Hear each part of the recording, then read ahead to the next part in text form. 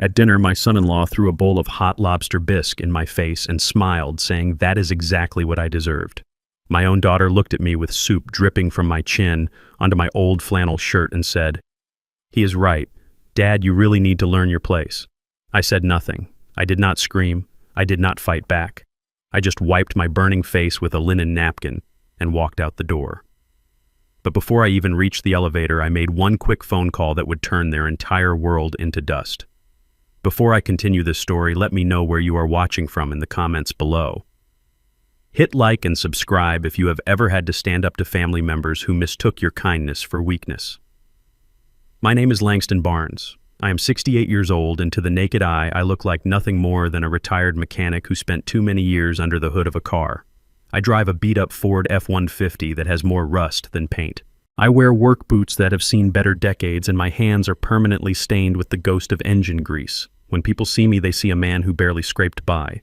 They see a man who probably relies on Social Security checks to keep the lights on. And I never corrected them. I never corrected my daughter Nia, and I certainly never corrected her husband Brad. What they do not know, what nobody knows except my lawyer and the IRS, is that I am the sole owner of Barnes Logistics. Those 18-wheelers you see dominating the highways on the East Coast, the shipping containers stacking up at the ports in Baltimore and Newark, that is me. I built an empire with these greasy hands, starting with a single delivery van 40 years ago. But I learned a long time ago that in this country, a black man with visible wealth puts a target on his back, so I moved in silence.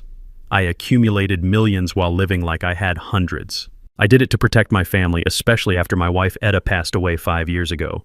But tonight, that silence ended. It was supposed to be a celebratory dinner. Brad had invited me to the penthouse apartment that overlooks the city skyline. He loved that apartment. He loved standing by the floor-to-ceiling windows, looking down at the city like he owned it. He had no idea that he did not own it. I did. Through a shell company and a trust, I was the one paying the $5,000 monthly lease because Nia had cried to me years ago that they needed a good address for Brad's image. I sat at the far end of the mahogany dining table, feeling the cold air conditioning prickle my skin through my thin flannel shirt. Brad had invited 2 of his business associates, men in sharp navy suits with gold watches that cost more than my truck. They were drinking scotch that was older than my daughter. So Brad, one of the associates, said, leaning back and swirling his glass, "Tell us more about this acquisition. It sounds like a gold mine." Brad puffed out his chest, flashing that salesman's smile that always looked a little too tight. "It is a done deal, gentlemen," Brad lied smoothly. "I have the investors lined up. We are just waiting on the ink to dry. By next quarter, I will be running the whole division." I took a sip of water, keeping my eyes on the plate. I knew for a fact that Brad was not closing any deal. I knew he was on probation at his brokerage firm because my private investigator sends me a report every Friday morning. Brad was drowning in debt, maxing out credit cards to buy those suits, and using my daughter's credit score to lease his BMW. But I said nothing. I just cut into the dry chicken breast they had served me. Langston Brad's voice boomed across the table, snapping me out of my thoughts. I looked up. He was staring at me with a look of amusement, performing for his guests. "We are empty over here," Brad said, gesturing to the empty wine decanter. "Be a pal and run to the kitchen to open another bottle. The 96 Cabernet.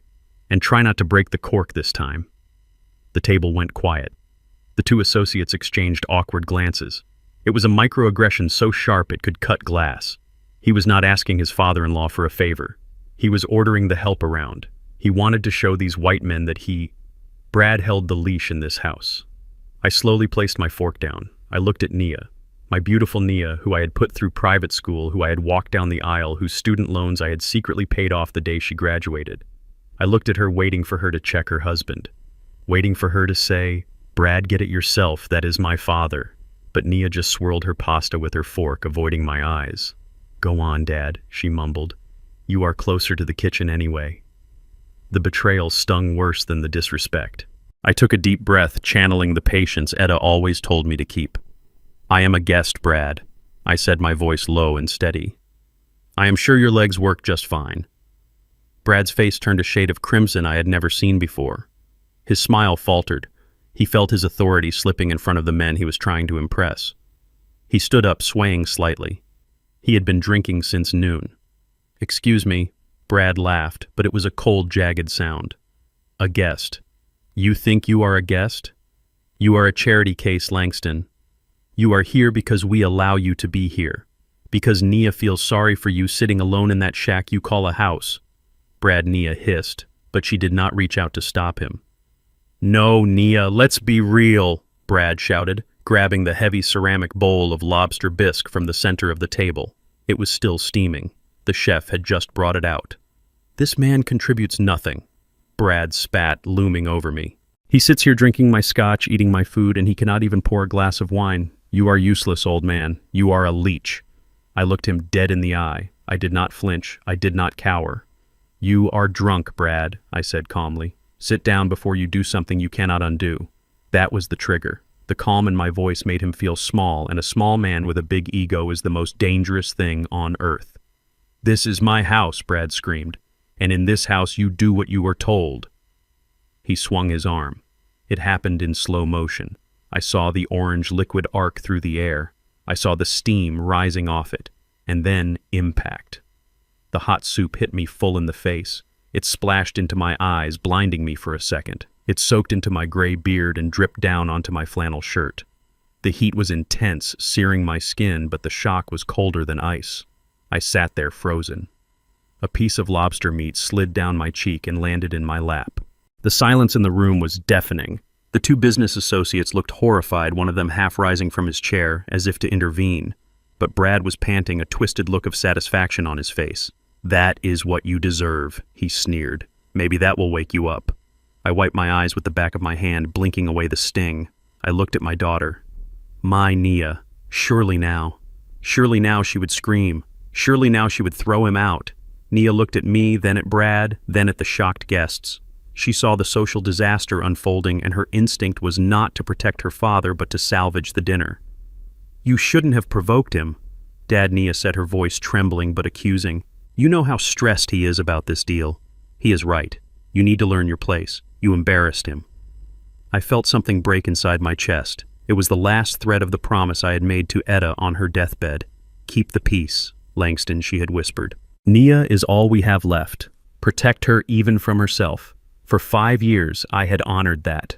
I had let them treat me like a ATM machine that they didn't know the PIN code to, tolerating their insults while I secretly paid their rent, their car notes, their vacations, all through anonymous gifts and shell companies, so they would never know it was me. I wanted them to build their own character.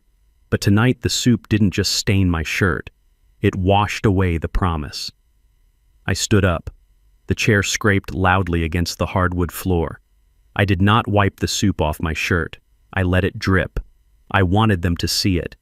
I wanted them to remember this image. I looked at the two guests. Gentlemen, I said, my voice steady as a diesel engine. I apologize for the interruption. Enjoy your meal. Then I looked at Brad. He was still standing there, chest heaving, waiting for me to yell, waiting for a fight he could win physically because he was 30 years younger. But I gave him nothing. I gave him the silence of a grave. I turned to Nia. She refused to meet my gaze. Goodbye, Nia, I said.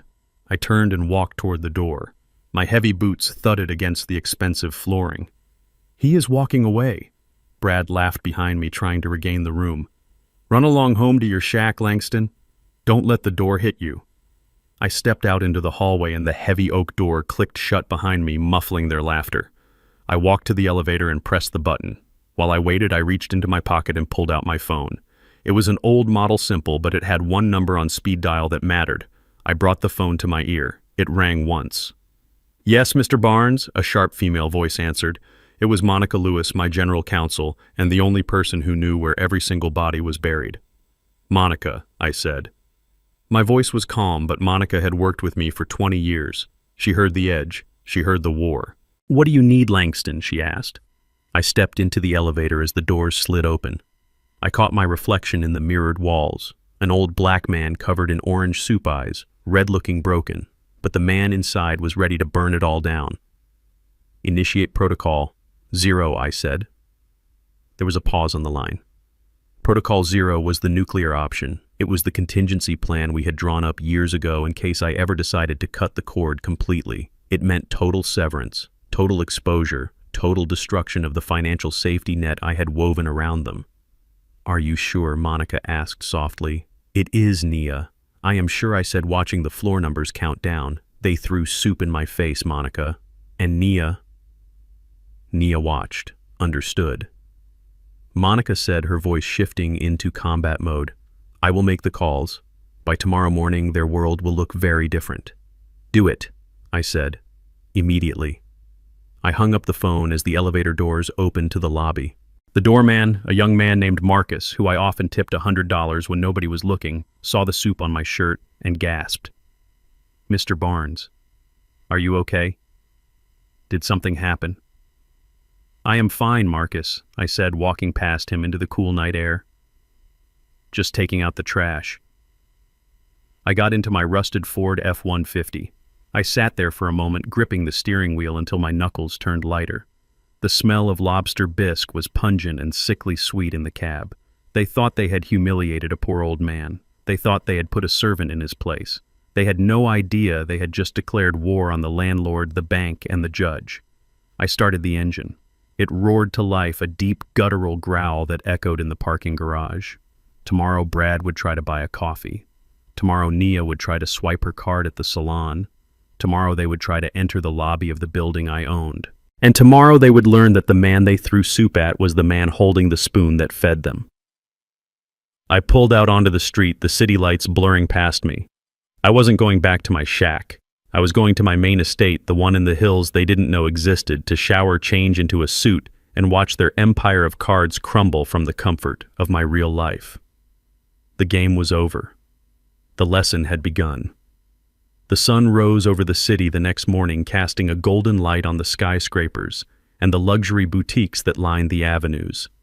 I was sitting on the terrace of my real home, a sprawling estate tucked away in the quiet hills, drinking a cup of Ethiopian coffee and reading the digital report my head of security had just sent over.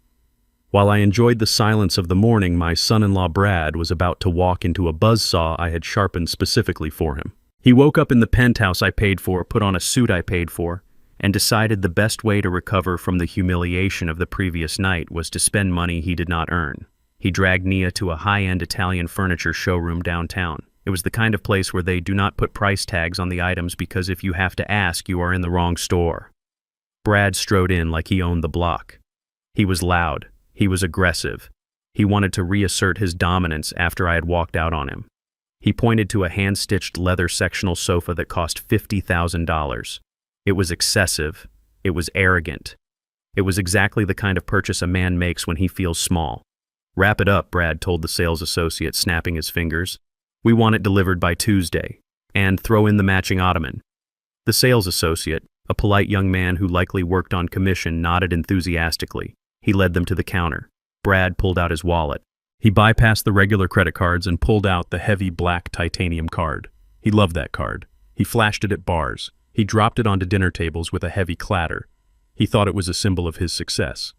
He did not know it was a supplementary card issued under the corporate account of Barnes Logistics, with a spending limit I controlled from an app on my phone. He handed the card over with a smug grin. The associate swiped it. There was a pause. The associate frowned and swiped it again. Then he looked up, his face pale. I am sorry, sir, the associate said. The card has been declined. Brad laughed. It was a loud, incredulous bark. Declined. Do you know who I am? Do you know what the limit is on that card? Run it again. Your machine must be broken. The associate tried again. He typed in the numbers manually. The result was the same. A harsh beep followed by a red light on the terminal. Sir, it says the account has been suspended by the primary cardholder, the associate said, his voice dropping to a whisper to avoid embarrassing the client. But Brad did not have the grace to be embarrassed quietly. He slammed his hand on the marble counter. I am the primary cardholder, Brad shouted. This is ridiculous. Do you have any idea how much business I bring to this city? People in the showroom began to turn around. Shoppers pretending to look at fabric swatches were now watching the show. Brad's face was turning that familiar shade of crimson. He turned to Nia, who was standing a few feet away looking at a vase to avoid the scene. Nia, give me your card, Brad snapped. The bank is obviously having a glitch. We will sort it out later. Nia hesitated. She opened her designer purse and pulled out her platinum card. This card was also linked to my accounts. I had given it to her when she graduated college for emergencies. She used it for spa days and designer shoes. She handed it to the associate. Her hand was trembling slightly. She knew something was wrong. She remembered the look in my eyes the night before. The associate swiped Nia's card. The machine beeped again, declined. This time the associate did not whisper. He looked at the screen, then at the couple, then reached for the phone on the counter. "I am sorry, ma'am," the associate said, pulling the card back. "The system message says, this card has been reported stolen. I have to retain it." "Stolen," Nia gasped. Her eyes went wide. "No, that is my card. My father gave it to me." Brad snatched the phone from the associate's hand before he could dial security. He dialed the number on the back of his own black card. He put it on speakerphone, wanting to publicly shame the bank for their error. He wanted the whole store to hear him berate the customer service representative. The line connected. "This is Brad Miller," he shouted into the phone. "Why are my cards being declined? I am standing in a store trying to make a purchase and you are making me look like a fool." The voice on the other end was calm, professional, and amplified clearly through the speaker for everyone in the quiet showroom to hear. "Mr. Miller," the representative said, "I see here that the primary account holder, Mr. Langston Barnes, reported all authorized user cards as lost or compromised this morning. He has flagged all activity from your location as fraudulent." The silence in the showroom was absolute. The other shoppers were no longer pretending to look at furniture. They were holding up their phones. They were recording. "That is a lie," Brad screamed at the phone. "He is just a mechanic. He does not control my accounts." "Sir," the representative continued, her voice cutting through his hysteria, "the account is under Barnes Logistics. Mr. Barnes has removed you as an authorized user. He also left a note on the file." Brad froze. "A note?" "Yes, sir. The note reads, 'The free ride is over.'" Brad dropped the phone. It clattered against the glass countertop. He looked around. He saw the phones pointed at him. He saw the sales associate looking at him not with respect but with pity and suspicion. He saw the security guard at the door taking a step forward, hand resting on his belt. Nia covered her face with her hands. She was crying. The humiliation was total. They were not the power couple of the city. They were frauds with plastic they could not use. Brad grabbed Nia's arm, his grip bruising. "We are leaving," he hissed. They stormed out of the showroom, leaving the $50,000 sofa and their dignity behind. But Brad was not done. His ego had been fractured, and when a man like Brad is hurt, he lashes out. He needed a target. He needed someone to blame. He dragged Nia to his leased BMW in the parking lot. "We are going to his house," Brad raged as he started the engine. "We are going to that shack in the suburbs. I am going to teach that old man a lesson. He thinks he can humiliate me. He thinks he can cut me off. I will tear that place apart brick by brick until he turns the money back on." Nia sobbed in the passenger seat. "Brad, maybe we should just call him. Maybe we should apologize." "Apologize?" Brad laughed, speeding through a red light. "I am going to make him apologize. He is senile. He does not know who he is messing with." They drove furiously toward the outskirts of the city, toward the small, modest neighborhood where I had lived for 40 years. They expected to find my rusted truck in the driveway. They expected to find a flimsy wooden door they could kick in. They expected to find a frightened old man they could bully into submission. But when they turned the corner onto my street, Brad slammed on the brakes. The house was there, the peeling paint was there, the overgrown oak tree was there, but something had changed. A chain-link fence had been erected around the perimeter overnight. It was temporary but heavy-duty, the kind used around construction sites or crime scenes. A thick steel chain held the driveway gate shut, and standing in front of that gate were 3 men. They were not local police. They were not neighborhood watch. They were wearing tactical black uniforms with the insignia of a private security firm that charged $500 an hour. They were broad, they were stone-faced, and they were armed.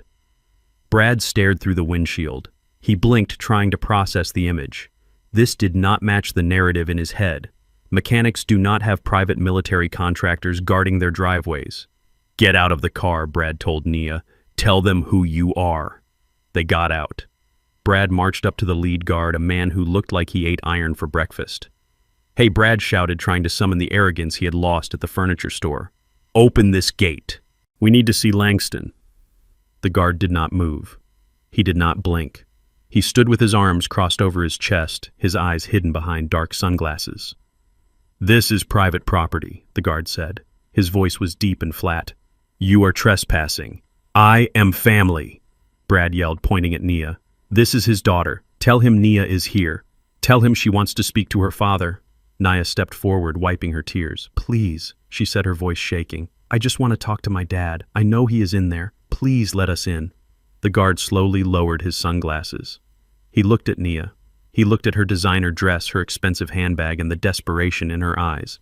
He did not see a daughter. He saw a liability. He consulted a clipboard he was holding. He ran his finger down a list. "I have strict orders from Mr. Barnes," the guard said. "What orders?" Brad demanded. "To let us in." The guard looked directly at Brad, then shifted his gaze to Nia. He delivered the message with the cold precision of a hammer hitting a nail. "The orders are clear," the guard said. "Mr. Barnes has no daughter." Nia gasped as if she had been physically struck. She staggered back, grabbing Brad's arm for support. "That is insane," Brad shouted. "Of course he has a daughter. She is standing right here." The guard stepped forward, his hand resting near the taser on his belt. "Mr. Barnes has no daughter," the guard repeated, his voice dropping an octave. "And he has no son-in-law. You have 5 seconds to remove your vehicle from the premises before we forcibly remove it for you. 1, 2... Brad looked at the guard. He looked at the other 2 men who had stepped forward, hands ready. He looked at the chain on the gate. For the first time, fear began to replace his anger. This was not a dispute. This was an erasure. He grabbed Nia and shoved her back toward the car. They scrambled inside, tires screeching as Brad threw the car into reverse. As they sped away, leaving the dust swirling in the air, the guard put his sunglasses back on and tapped his earpiece. "Target has been removed," the guard said. "Perimeter is secure." I watched the whole thing from a live feed on my tablet miles away in my library. I took a sip of my coffee. It was cold now, but it still tasted like justice. They thought they had hit rock bottom. They had no idea they had only just tripped over the edge. The fall was going to be much longer. Brad drove back to the city in a silence so thick it felt like it was choking the air inside the car. His knuckles were white on the steering wheel of the BMW he would soon learn he could no longer afford. Nia sat beside him, shivering, not from cold, but from a terrifying realization that the floor had just dropped out from under her life. They needed a win. They needed to feel powerful again. They needed to retreat to the one place where they felt like kings and queens. They headed for the penthouse. This apartment was their pride. It was a 3,000-square-foot glass box in the sky located in the most exclusive building in the financial district. Brad loved to tell people he bought it during a market dip. He loved to invite clients over and gesture expansively at the view while pouring drinks he did not pay for. He believed the lie so deeply that he had forgotten the truth. He had forgotten that he signed a lease agreement as a guest tenant 5 years ago. He had forgotten that the rent was paid by an anonymous trust. He was about to be reminded. They pulled up to the valet stand. Usually the valet would rush to open the door. Today the valet stand was empty. Brad honked the horn aggressively. Nothing happened. Cursing, he threw the car into park and stormed toward the revolving glass doors with Nia trailing behind him like a ghost. They marched to the private elevator bank reserved for the penthouse suites. This was Brad's favorite ritual. He loved tapping his key fob against the sensor and watching the doors slide open instantly. It was his daily validation. He slapped the fob against the reader. Nothing happened. No beep. No light. The doors remained shut tight. Brad tapped it again, harder this time. Still nothing. He looked at the fob, then at the reader. He rubbed the plastic against his sleeve and slammed it against the sensor. "Open," he growled, hitting the panel with his fist. Nia stepped up beside him. "Try mine," she whispered, pulling her keys from her purse. She tapped her fob. The result was the same. Dead silence. "Excuse me," Brad shouted across the lobby to the concierge desk. The concierge was a man named Elias, someone Brad had treated like furniture for 3 years. Brad had never learned his last name. He just snapped his fingers at him to get packages. Elias looked up from his computer. He did not smile. He did not rush over. He simply watched them with an unreadable expression. "Our keys are not working," Brad yelled, walking toward the desk. "Fix it. We need to go up." Elias did not type anything. He did not reach for a master key. He folded his hands on the marble counter. "The elevators are working perfectly," Mr. Miller, Elias said calmly. Your fobs have been deactivated. Deactivated, Brad laughed, but it was a high, panicked sound. Do you know who I am? I live in the penthouse. Reactivate them now or I will have your job by lunchtime. I cannot do that, Sir Elias replied. Management has locked out the unit pending an investigation into unauthorized occupancy. Unauthorized occupancy. Brad's face turned purple. I have lived here for 5 years. I am the owner. You are a tenant, Sir Elias corrected him without blinking. And the owner has revoked your access privileges effective immediately. Who is the owner? Brad slammed his hand on the desk. Tell me who it is, I will sue them. Elias looked down at a piece of paper on his desk. The owner is listed as the LB Trust. They left instructions that you are to be escorted to the service elevator if you wish to retrieve your personal effects. You have 1 hour. The LB Trust. Langston Barnes. My initials. Nia gasped. She grabbed Brad's arm. Brad, she said, her voice trembling. LB. It is Dad. Brad pulled his arm away. That is impossible, he spat. Your dad is a mechanic. He does not own a $10 million penthouse. This is a mistake. This is some kind of sick joke. He turned and ran toward the service elevator, jamming his finger into the button. He was going to go up there. He was going to prove this was a glitch. He was going to kick down the door if he had to. The service elevator was slow. It smelled of cleaning supplies and garbage. For a man like Brad, riding in it was an insult all on its own. When the doors finally opened on the 45th floor, he stormed out into the private hallway ready to scream at a maid or a super. Instead, he found a welcoming committee he did not expect. Standing in front of the double mahogany doors of the penthouse were 3 people. One was the building manager, a stern woman in a gray suit. Flanking her were 2 uniformed police officers with their hands resting on their utility belts. Brad stopped short. Nia bumped into his back. What is this? Brad demanded, pointing a shaking finger at them. Get away from my door. I am calling my lawyer. Mr. Miller, the building manager said, stepping forward. I am afraid that will not be necessary. I have been instructed to serve you with this. She handed him a thick envelope. Brad tore it open. Inside was a notice to quit, an immediate eviction order based on a violation of the lease terms regarding character and conduct, a clause I had inserted years ago just for this moment. It also stated that the guest privilege extended to the occupants had been formally withdrawn by the landlord. This is fake, Brad shouted, throwing the papers on the floor. I am not a guest. This is my home. Sir, one of the officers said, stepping forward. His voice was heavy and bored. He had done this 1,000 times. We have a signed affidavit from the property owner, Mr. Langston Barnes, stating you are trespassing. You have been given a grace period to collect essential items. That grace period started 10 minutes ago. Brad stared at the officer. He looked at the name on the paperwork. Barnes. My name was everywhere. It was on the deed. It was on the lease. It was on the eviction notice. The walls were closing in on him. The reality was starting to fracture his delusion.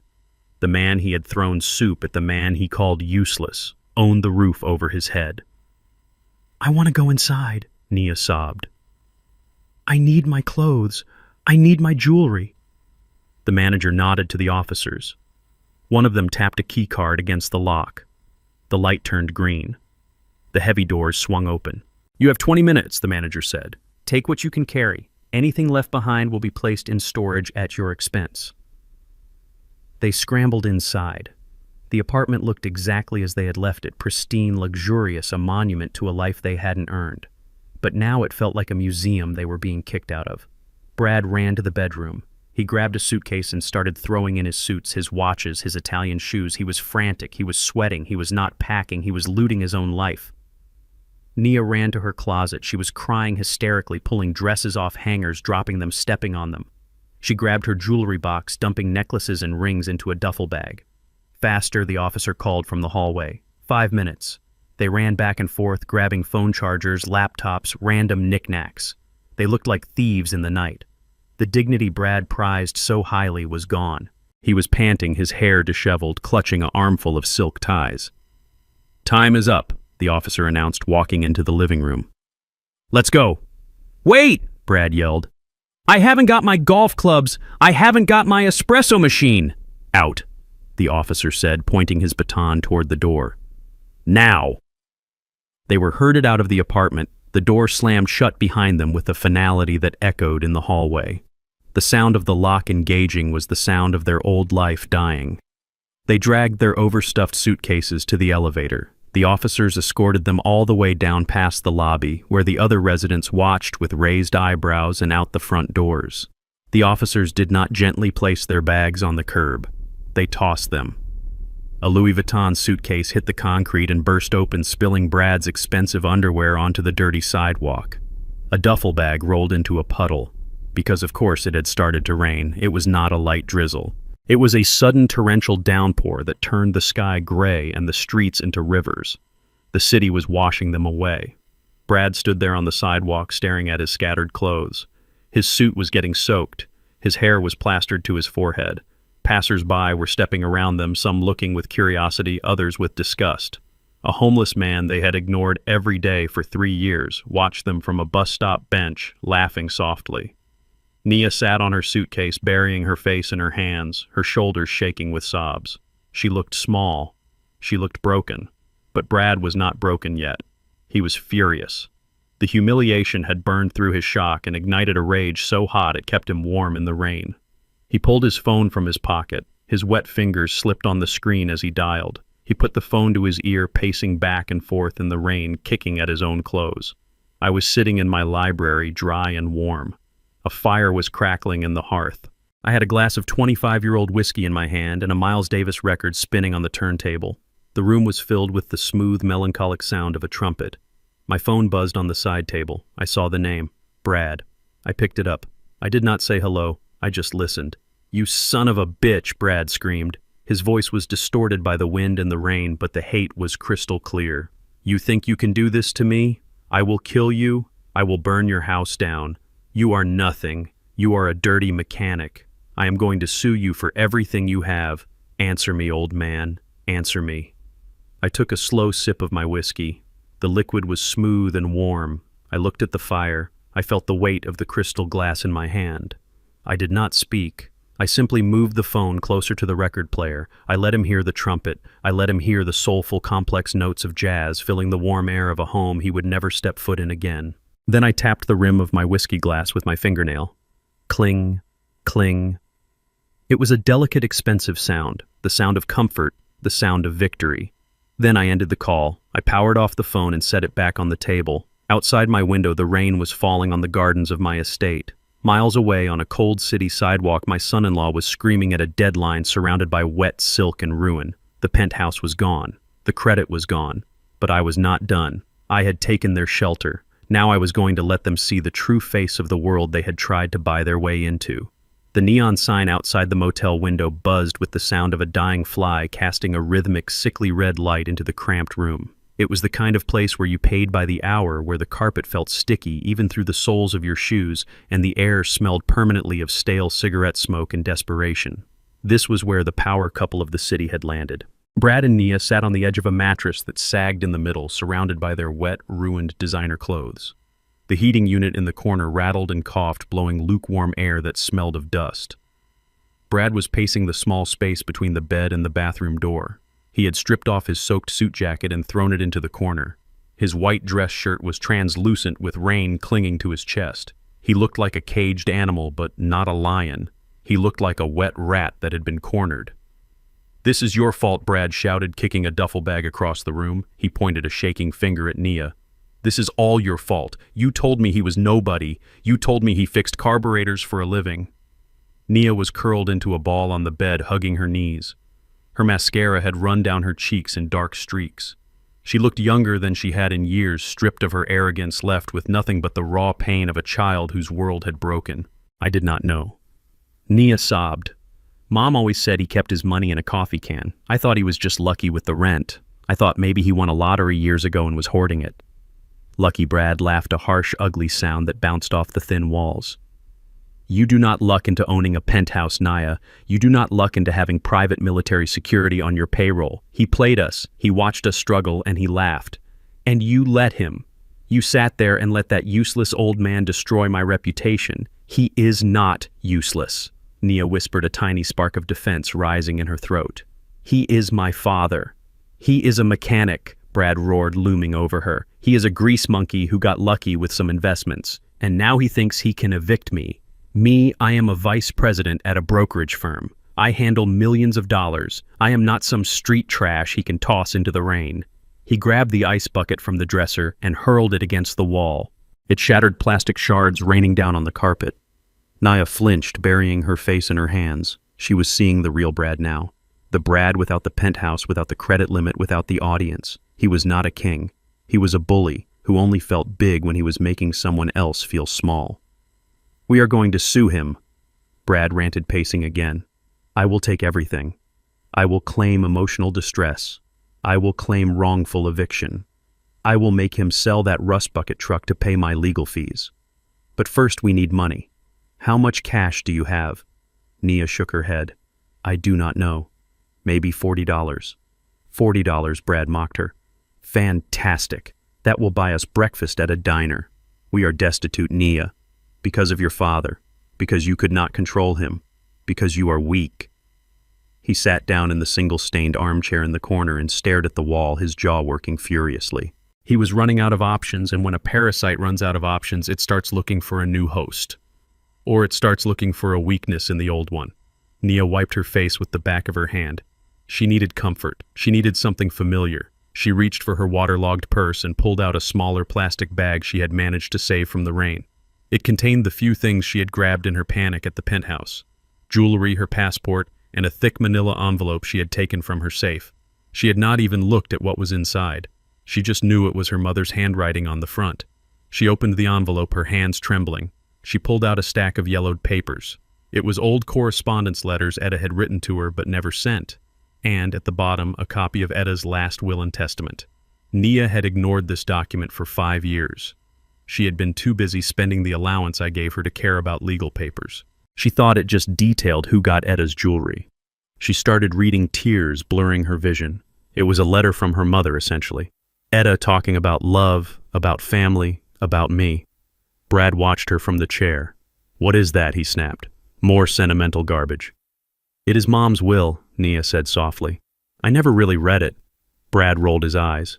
Great. Maybe she left you a collection of porcelain dolls we can sell for $10. Nia ignored him. She turned the page. Her eyes scanned the legal text. She stopped at a paragraph near the end. Her breath hitched. Brad, she whispered. Look at this. What Brad asked, not moving. It says here that Mom owned 40% of the voting shares, Nia said, her finger tracing the line. 40% of the voting shares in Barnes Logistics, and she transferred them to Dad upon her death. Brad went still. The room went silent save for the buzzing of the neon sign. Barnes Logistics, Brad asked. His voice was different now. Quieter, sharper. Nia nodded. Barnes Logistics, is that a real company? Brad stood up. He walked over to the bed and snatched the papers from her hand. He did not care about the sentimental letters. He flipped straight to the asset declaration page. His eyes scanned the document, hungry and desperate. There it was in black and white. Etta Barnes, co-founder and shareholder of Barnes Logistics, a limited liability corporation registered in Delaware with assets valuing in the 9 figures. 9 figures. Brad's mouth fell open. The paper shook in his hand. He looked at Nia, his eyes wide with a mixture of greed and terror. Nia, he said, his voice a hoarse whisper. Barnes Logistics is not just a company. It is the company. They control the shipping lanes from Maine to Florida. They have contracts with the government. They have contracts with Amazon. He looked back at the paper. Langston Barnes. He ran to where his phone was charging on the rickety desk. The screen was cracked from when he dropped it in the rain, but it still worked. His fingers flew across the keyboard. He typed the name he had spoken with such contempt for 5 years. Langston Barnes. He hit search. The first result was not a mechanic shop. It was not a Facebook page for a retiree. It was an archived article from Forbes magazine dated 10 years ago. The headline read, "The Silent Giants, How America's Quietest Billionaires Move the World." And there on the cover was me. I was not wearing a flannel shirt. I was wearing a bespoke Italian suit that fit my broad shoulders perfectly. I was standing in front of a fleet of trucks, my arms crossed, staring into the camera with the same hard, unyielding look I had given Brad right before I walked out of the penthouse. Brad stared at the image. The color drained from his face until he looked like a ghost. He scrolled down. He read the net worth estimation. He read the biography. Self-made, ruthless negotiator. Philanthropist, known for extreme privacy and swift elimination of business threats. Brad dropped the phone on the bed as if it had burned him. He backed away, his hands in his hair. "Oh my God," Brad whispered. "He is a shark. He is a whale. Nia, your father is a titan." He looked at Nia, who was staring at the Forbes photo with confusion. She had never seen me in a suit like that. She had never seen that look in my eyes. "We threw soup at him," Brad said, his voice rising in pitch. "We threw soup at a man who could buy the bank that holds my debt and foreclose on me for sport. We insulted him. We evicted ourselves." He began to hyperventilate. The reality of his situation crashed down on him. He had not just annoyed a father-in-law. He had declared war on a man who moved mountains for a living. He realized why the credit cards were black. He realized why the penthouse was paid for. He realized that every luxury he had enjoyed was a crumb dropped from my table. And he had just flipped the table over. Brad looked at the door of the motel room as if expecting a SWAT team to burst in. He was terrified. But then the gears in his survivor's brain began to turn. He looked at the papers. He looked at Nia. He realized that Nia was the only link he had left to that empire. She was the bloodline. She was the weakness. He could not fight me. He knew that now. I would crush him. But he could use her. The transformation was instant and terrifying. The abuser vanished. The bully disappeared. In their place stood the charming, loving husband Nia had fallen for. Brad rushed to the bed and fell to his knees in front of Nia. He grabbed her hands, burying his face in her palms. "Nia, baby, I am so sorry," Brad cried. His tears seemed real. His shaking seemed real. "I was so scared. I was so stressed. I took it out on you and your dad. I am a monster." Nia looked down at him, confused by the sudden shift. "Brad." "I did not know." Brad sobbed, looking up at her with pleading puppy eyes. "I did not know he was carrying all this burden. He must be so lonely, Nia. He built all this for you, for us, and we treated him like dirt." He squeezed her hands tight. "We have to make this right," Brad said urgently. "Not for the money. I do not care about the money, but for family. He is your dad, Nia. We hurt him. We have to fix this. We have to go to him and beg for forgiveness. We have to show him we love him." Nia's face softened. She wanted to believe him. She wanted her husband back. She wanted her father back. "You really mean it?" Nia asked. "With all my heart," Brad lied, his mind already calculating the next move. "We are going to go to his office tomorrow. We are going to apologize. We are going to be the family he deserves." He hugged her tight, burying his face in her neck so she could not see his expression.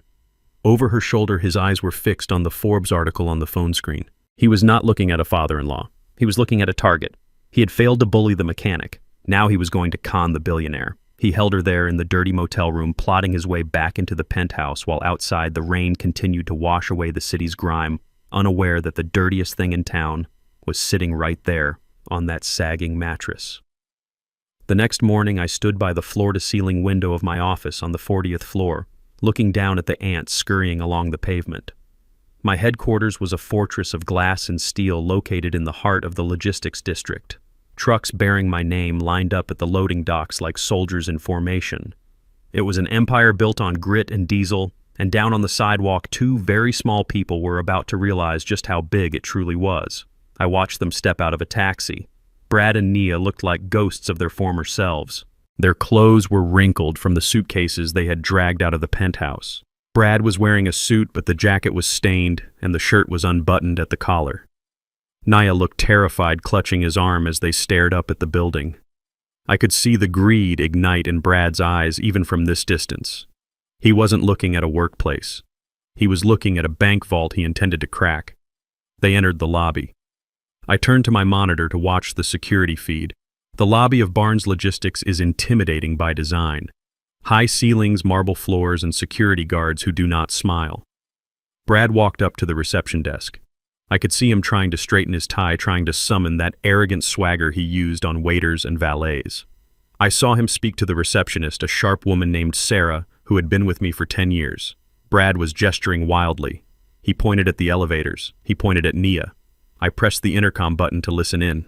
"I am telling you I am family!" Brad was shouting, his voice echoing off the marble. "Langston Barnes is my father-in-law. Call him.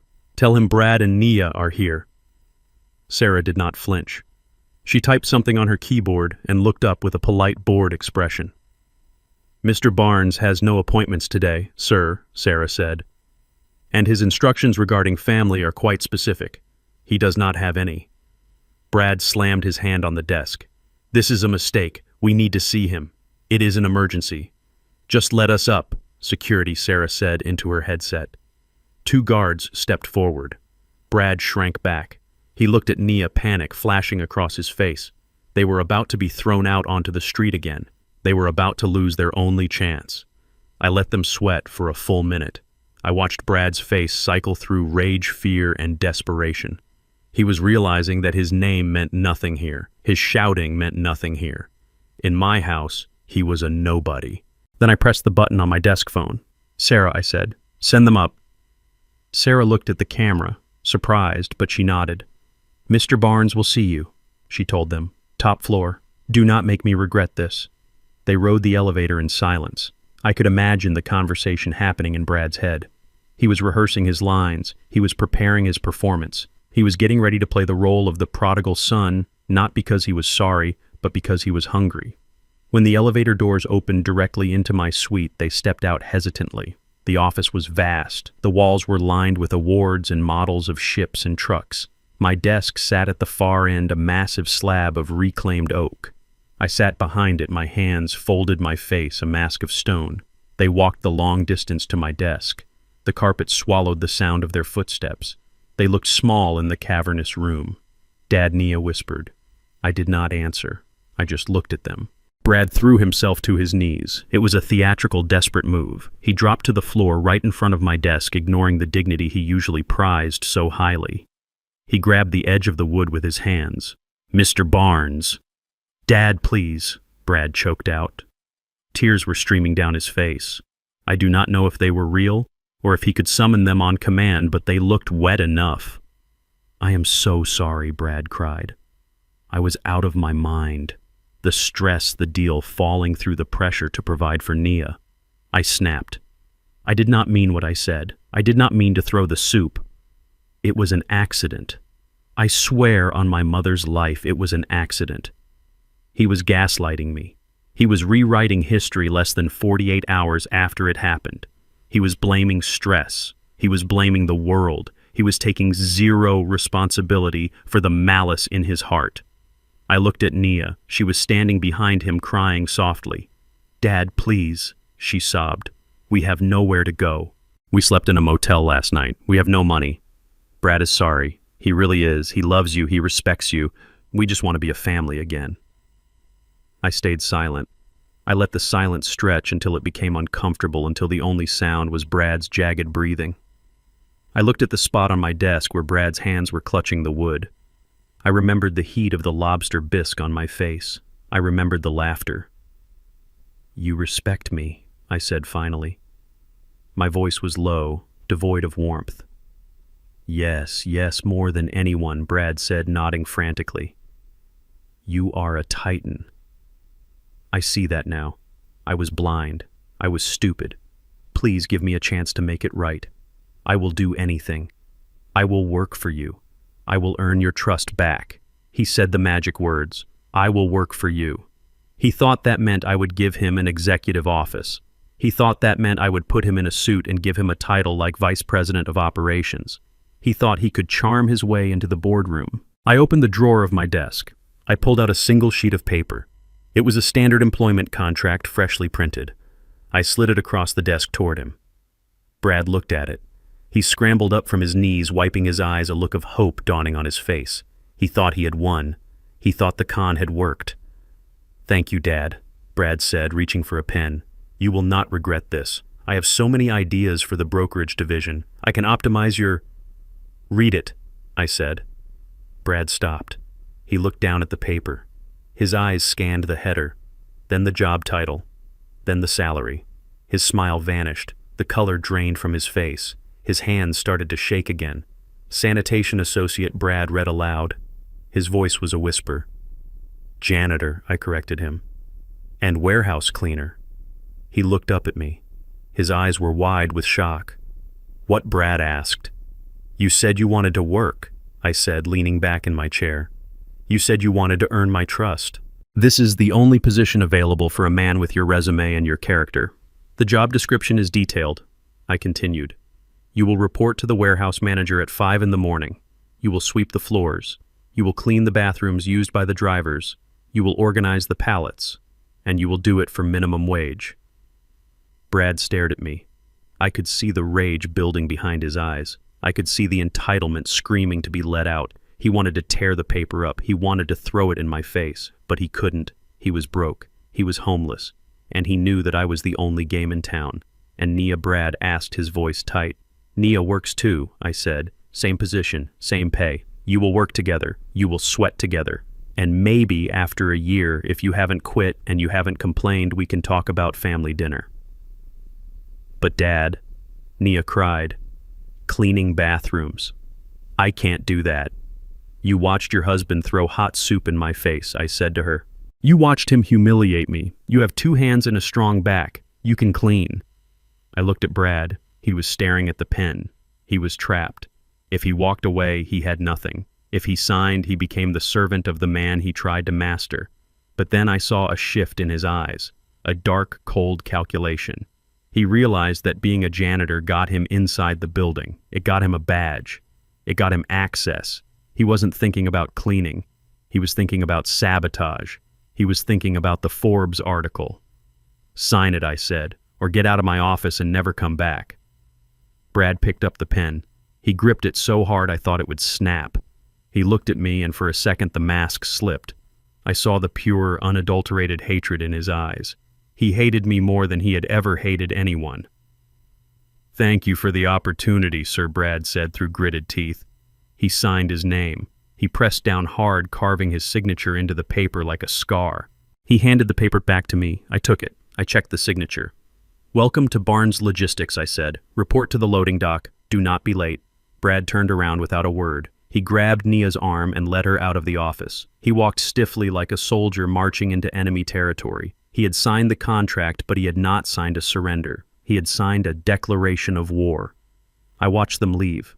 I put the contract in a file. I knew exactly what he was thinking. He thought he was a fox entering the hen house. He didn't know he was a rat entering a maze I had designed specifically to trap him. I picked up my phone and called my head of security. "They are hired," I said. "Put a tracker on their badges, monitor every door they open, and make sure the warehouse manager knows to treat them exactly like everyone else. No favors, no mercy." I hung up. The real work was about to begin. They wanted my money. Now they were going to have to work for it, and while they scrubbed floors, I would be watching, waiting for them to make their move. And I knew they would. A man like Brad doesn't clean toilets for redemption. He cleans them to find a way to flush the owner down the drain. The smell of industrial bleach is something you never truly get out of your nose once it has settled there. For Brad and Nia, that smell became their entire world at 5 in the morning. I made sure of it. I watched from the gantry walkway high above the warehouse floor as my son-in-law, the man who used to wear $3,000 suits, struggled to push a heavy mop bucket across the concrete floor. He was wearing a gray jumpsuit that was 2 sizes too big with his name stitched onto a patch on the chest. It was not a title. It just said Brad. The warehouse was alive with the morning shift. Forklifts beeped and zipped around corners carrying pallets stacked high with goods. Drivers were shouting orders over the roar of diesel engines. These were my people. These were men and women who had been with me for 20 years, people who had built Barnes Logistics with their sweat. They knew exactly who Brad and Nia were. I had not told them to be cruel, but I had not told them to be kind either. I simply told them that we had 2 new sanitation associates and that they were to be treated like anyone else who started at the bottom. "Hey, new guy, A voice boomed across the loading dock. It was Big Mike, my floor foreman. He was a man the size of a vending machine with arms like tree trunks. He had zero patience for laziness. "You missed a spot over by Bay 4, Mike shouted, pointing a thick finger at a puddle of hydraulic fluid. "Stop leaning on that mop and put some back into it. We have trucks coming in 10 minutes. Brad stiffened. I saw his hands grip the mop handle until his knuckles turned white. He looked up at Mike with a flash of that old arrogance, opening his mouth to say something smart, something about how he used to manage portfolios. But then he looked around. He saw the other workers watching him. He saw the sheer size of Mike, and he saw the reality of his empty bank account. He swallowed his pride, or at least he swallowed the words. He dragged the bucket over to Bay 4 and started scrubbing. Nia was faring no better. She was in the break room, tasked with cleaning out the industrial coffee machines and wiping down the tables. I could see her through the glass walls. She was wearing rubber gloves that went up to her elbows, tears streaming down her face as she scrubbed dried coffee stains. Every time a driver walked in to get a cup, she flinched, turning her back so they would not recognize the princess who used to look down on them from the penthouse. One of the drivers, a woman named Patrice, who had raised 3 kids on her salary here, walked up to Nia. "Excuse me, honey," Patrice said, tapping Nia on the shoulder. "You are using the wrong spray for the counters. You need the blue bottle. The green one leaves streaks." Nia turned around, her eyes red and puffy. "Do I look like I care about streaks?" she snapped. "I should not even be here. My father owns this building." Patrice just laughed. It was a deep belly laugh. "Honey, Mr. Barnes owns the trucks, the building, and the land we are standing on," Patrice said. "But right now, he also owns your paycheck. So find the blue bottle or I am writing you up for incompetence." Nia threw the rag into the sink in a fit of temper, but she went to the supply closet. She found the blue bottle. She got back to work. It was humiliating for them. It was degrading. But it was honest work, and for the first time in their lives, they were earning their keep. However, as I watched Brad scrubbing the floor, I saw something in his posture that worried me. He was not defeated. He was angry. And a man like Brad does not channel anger into hard work. He channels it into revenge. During their lunch break, which they took sitting on crates near the back of the loading dock because nobody invited them to the break room tables, Brad made his move. He waited until the other workers had drifted away. He pulled a burner phone from his sock. I knew about the phone because my security team scanned everyone who entered the building, but I let him keep it. I needed to see who he would call. He huddled in the shadow of a shipping container, checking over his shoulder to make sure Mike was not watching. He dialed a number.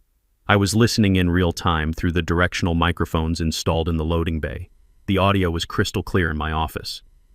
"Connect me to Mr. Sterling," Brad whispered into the phone. "Tell him it is regarding Langston Barnes. Tell him I have the keys to the kingdom." Sterling. Of course.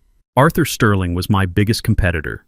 A man who had inherited his logistics company from his father and ran it into the ground with bad decisions. He had been trying to steal my market share for a decade. He hated me because I was self-made and because I was black, and he hated that I consistently beat him on every government contract. I leaned forward in my chair, turning up the volume.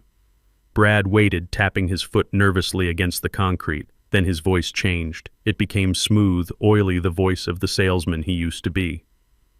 "Mr. Sterling," Brad said. "Thank you for taking my call.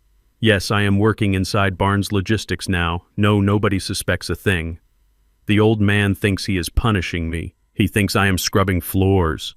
Brad laughed softly. It was a cold sound. "Listen, Arthur, I have access." Brad lied. "I am inside the perimeter. I can get you the client list, not just the public one. I can get you the VIP government contracts, the shipping routes, the pricing algorithms he uses to underbid you. Everything." He paused, listening to Sterling's response. "I want a position," Brad said firmly. "Director of Operations. And a signing bonus. 200,000. Cash. You get me that, and I will hand you Barnes Logistics on a silver platter." He listened again. "Tonight," Brad promised. "I am on the cleaning rotation for the administrative floor tonight. I will have access to the server room to empty the trash. That is all the time I need."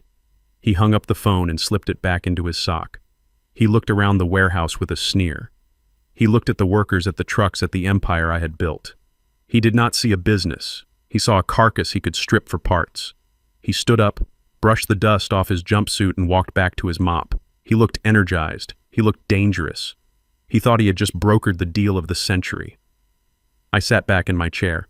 I took off my glasses and rubbed the bridge of my nose. The betrayal was absolute. I had given him a job. I had given him a chance to learn humility, and his first instinct was to sell me out to my enemy. But Brad had made a critical error. He assumed that because I started as a mechanic, I was unsophisticated. He assumed that because I wore flannel shirts, I did not understand technology. He did not know about my past. He did not know that before I fixed cars, I served in the Signal Corps. He did not know that I built the encryption for my company's database myself. I picked up my desk phone. Security, a voice answered. "Let him into the server room tonight," I said. "Sir," the head of security asked, confused. "You want us to grant access?" "Yes," I said. "Unlock the door when he approaches. Disable the alarm. Let him think he got lucky." "Understood, sir." I hung up. I pulled a bottle of water from my mini fridge. I needed to stay hydrated. It was going to be a long night. At 8 in the evening, the administrative offices were dark. The only light came from the emergency exit signs and the rhythmic sweep of the janitorial crew. Brad pushed his cleaning cart down the hallway of the executive floor. He was alone. Naya was downstairs cleaning the lobby bathrooms. He reached the heavy steel door marked "Authorized Personnel Only, Server Room." He looked around. The hallway was empty. He tried the handle. It clicked. The door swung open. Brad's eyes widened. He could not believe his luck. He slipped inside and closed the door behind him. The server room was cool and hummed with the sound of 1,000 hard drives spinning. Rows of black towers with blinking blue lights filled the room. This was the brain of Barnes Logistics. Brad abandoned his cart. He rushed to the main terminal console. He pulled a USB drive from his pocket.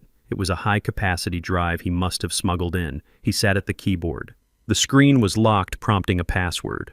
Brad reached into his other pocket and pulled out a small device, a keystroke logger he had probably bought online.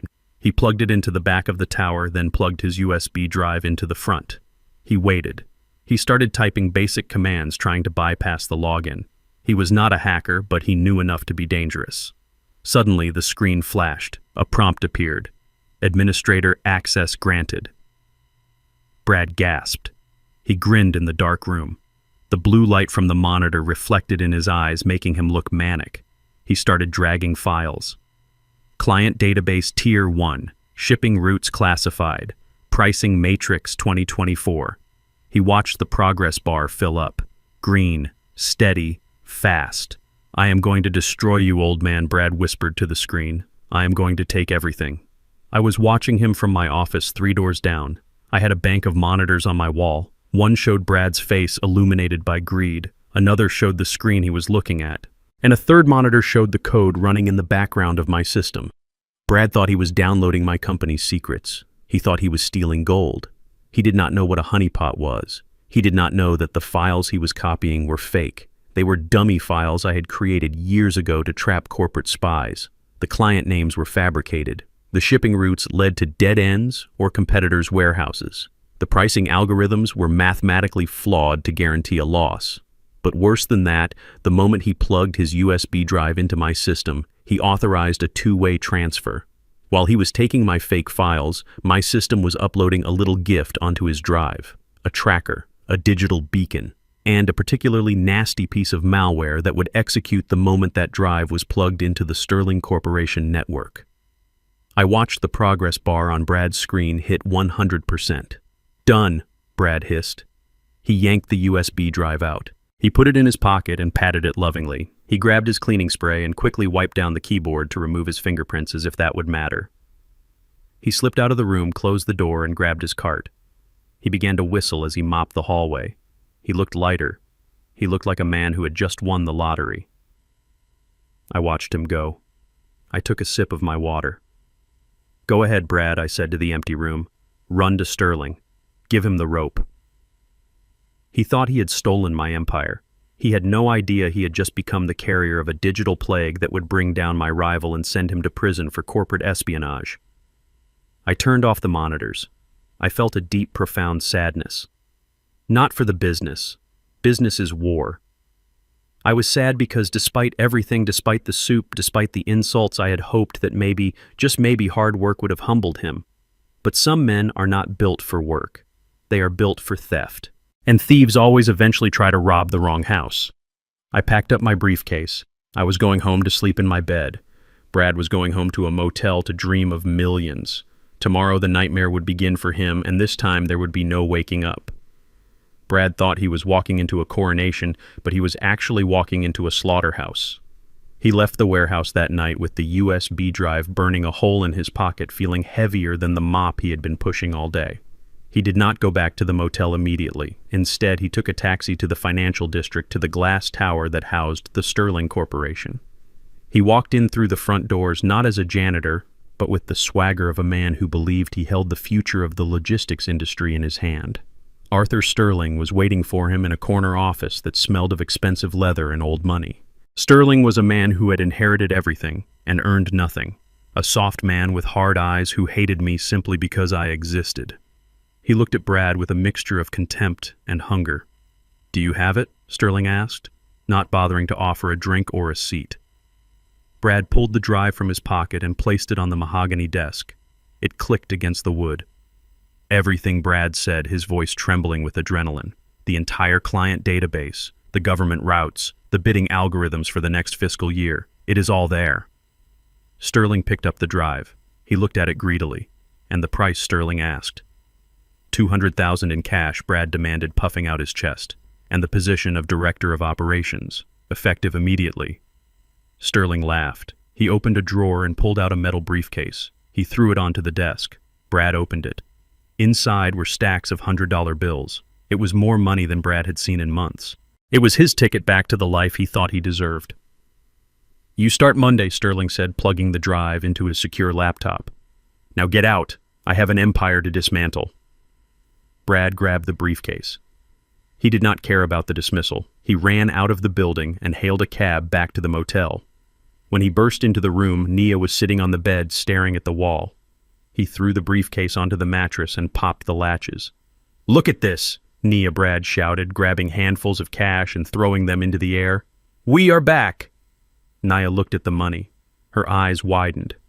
For a moment, the fear and the shame vanished, replaced by the same greed that had corrupted her husband. She grabbed a stack of bills and held it to her chest. "Where did you get this?" Nia breathed. "I made a deal," Brad said, popping a bottle of cheap champagne he had bought at a gas station. "I sold the old man out. We are going to be rich again, Nia. I am going to be a director. We are getting the penthouse back. We are getting the cars back. We are going to crush him." They spent the night celebrating in that dirty room, drinking cheap wine and counting the money over and over again. They planned their return to society. They talked about the clothes they would buy and the parties they would throw. They fell asleep dreaming of revenge, unaware that they were sleeping on a landmine. The next morning, the chaos began. It started slowly at the Sterling Corporation headquarters. Their dispatchers received a new set of routing instructions allegedly downloaded from my secret files. These routes were supposed to be the most efficient, cost-saving paths for high-value cargo. Sterling ordered his fleet to switch to these new protocols, immediately eager to undercut my delivery times. At 9 in the morning, 50 of Sterling's trucks carrying millions of dollars in electronics and pharmaceuticals diverted from the highway. They followed the GPS coordinates extracted from the USB drive. Instead of arriving at distribution centers or ports, the trucks began to arrive at dead ends. 10 trucks were routed to an abandoned carnival ground in the middle of a swamp in New Jersey. Another 20 were sent to a federal nature preserve where heavy vehicles were strictly prohibited, resulting in immediate impoundment by park rangers. 5 trucks carrying perishable food were directed to a recycling plant that had been closed for 3 years. The drivers were calling in confused and angry. "Dispatch, this is Unit 4, one driver yelled over the radio. "You sent me to a cornfield. There is no warehouse here, just cows." Sterling was in his command center watching the GPS dots on the big screen scatter like marbles dropped on a tile floor. He was screaming at his logistics manager. "What is happening?" Sterling roared. "These are Barnes's routes. They are supposed to be gold, but the routes were not gold. They were garbage. I had spent years designing that fake database, creating a labyrinth of logistical nightmares specifically for a moment like this. And then the second phase of the trap activated. The pricing algorithm Brad had stolen was integrated into Sterling's automatic bidding software. At 10 o'clock, the federal government opened bidding for a massive defense transport contract. Sterling's system, using my corrupted code, automatically placed a bid. It bid $1. The system locked the bid in. Sterling won the contract immediately. but because the bid was binding, he was now legally obligated to transport millions of tons of military equipment for the grand total of $1. The fuel costs alone would bankrupt his quarterly earnings. Sterling watched the notification flash on his screen. Contract awarded. Value $1. He turned pale. He grabbed the phone to call his legal team to claim it was a glitch to get out of it. That was when the screen went black. Every monitor in the command center flickered and died. Then a single image appeared on every screen in the building. It was a pixelated image of a laughing skull wearing a mechanic's cap. The malware I had embedded on the drive had woken up. It was aggressive. It bypassed their firewalls, which Brad's credentials had helpfully lowered and encrypted their entire hard drive. Customer data payroll shipping manifests everything was locked behind 256-bit encryption. A message scrolled across the bottom of the screens. Unauthorized access detected. System lockdown initiated. Courtesy of Barnes Logistics. The room erupted into panic. Phones were ringing off the hooks. Clients were screaming. Drivers were stranded. The government was calling about the $1 contract. Arthur Sterling stood in the middle of the apocalypse. He looked at the USB drive still plugged into his laptop. He realized then that he hadn't stolen my secrets. He had invited my Trojan horse into his castle, and he knew exactly who had brought it to him. Back at the motel, Brad was in the shower washing off the grime of the warehouse, singing to himself. He was scrubbing away the janitor and preparing to put on the suit of a director. He stepped out of the bathroom, a towel around his waist. His phone was buzzing on the nightstand. It was buzzing so hard it was dancing across the wood. He picked it up. He saw the caller ID. Mr. Sterling. Brad grinned. He thought Sterling was calling to congratulate him. He thought this was the call about his signing bonus. "Good morning, Arthur," Brad answered smoothly. "I assume the data was to your liking." There was a silence on the other end. A heavy breathing silence that made the hair on Brad's arms stand up. "You are a dead man," Sterling whispered. His voice was low and trembling with a rage so profound it sounded inhuman. Brad's smile faltered. "Excuse me! You set me up!" Sterling screamed, the volume exploding so loud Nia jumped on the bed. "You gave me poison. My trucks are in swamps. My system is fried. I just lost $20 million in an hour." Brad's knees gave out. He sat heavily on the bed. "What? No, that is impossible. I got the files from the server room. I used the admin login." "You gave me a virus," Sterling roared. "You and that old man played me. I know you are working together. I know this was a setup." "No," Brad cried, terror gripping his throat. "I hate him. I stole it. I swear I do not care," Sterling shouted. "Send the money back. Now. And then you better run, Brad, because I am sending people to find you, and when they find you, they are going to break every bone in your body." "You do not cross, Arthur Sterling." The line went dead. Brad stared at the phone. The color had drained from his face until he looked like a corpse. He looked at the briefcase of money. It wasn't a prize anymore. It was a death sentence. He looked at Nia. She was looking at him with wide, terrified eyes. "What happened?" she whispered. He knew Brad said, his voice hollow. "Your father knew. He let me steal it. He put a virus on the drive." He stood up and started pacing, hyperventilating. "He is a monster. He destroyed Sterling. And now Sterling is going to kill me." "We have to give the money back," Nia said, reaching for the briefcase. "We can't," Brad yelled. "If I go back there, he will kill me on the spot. We have to run." He started throwing clothes into his bag. But then he stopped. A look of pure, unadulterated madness crossed his face. He was trapped. Sterling wanted him dead. I wanted him in prison. He had nowhere to go. And when a narcissist is cornered, he does not reflect. He destroys. He turned to Nia. His eyes were wild. "No," Brad said. "I am not running. If I am going down, I am taking him with me. I am going to hurt him where it matters." "What are you talking about?" Nia asked, shrinking back. "The gala," Brad said. "The charity gala." Tonight was the night of the Barnes Foundation annual gala. It was the biggest social event of the season. Senators, judges, and business tycoons would be there. It was the night I honored my wife's memory. It was the night I presented myself as a pillar of the community. Brad grabbed his suit jacket. He wasn't thinking about safety anymore. He was thinking about humiliation. He wanted to do to me what I had done to him at the penthouse. He wanted to strip me naked in front of my peers. He is going to be on that stage, Brad hissed. He is going to be playing the saint. I am going to go there. I am going to take this briefcase, and I am going to tell everyone the truth. What truth? Nia cried. That you stole from him. That he set me up, Brad shouted. That he engaged in corporate sabotage. That he is a criminal. I will make a scene so big the news cameras won't be able to look away. I will ruin his reputation. If I burn, he burns. He grabbed Nia's arm. Get dressed, he ordered. We are going to a party. Nia tried to pull away. Brad, this is suicide. Let's just leave. You are coming with me. Brad screamed, his grip tightening. You are my wife. You are going to stand next to me and you are going to back me up. We are going to finish this. He dragged her toward the door. Brad was no longer the slick broker. He was a desperate man with a briefcase full of stolen cash and a heart full of hate marching toward a destruction he could not comprehend. He thought he was playing an ace. He did not know he was walking into the final act of a play I had written just for him. I was waiting for him at the gala, and I had the microphone ready.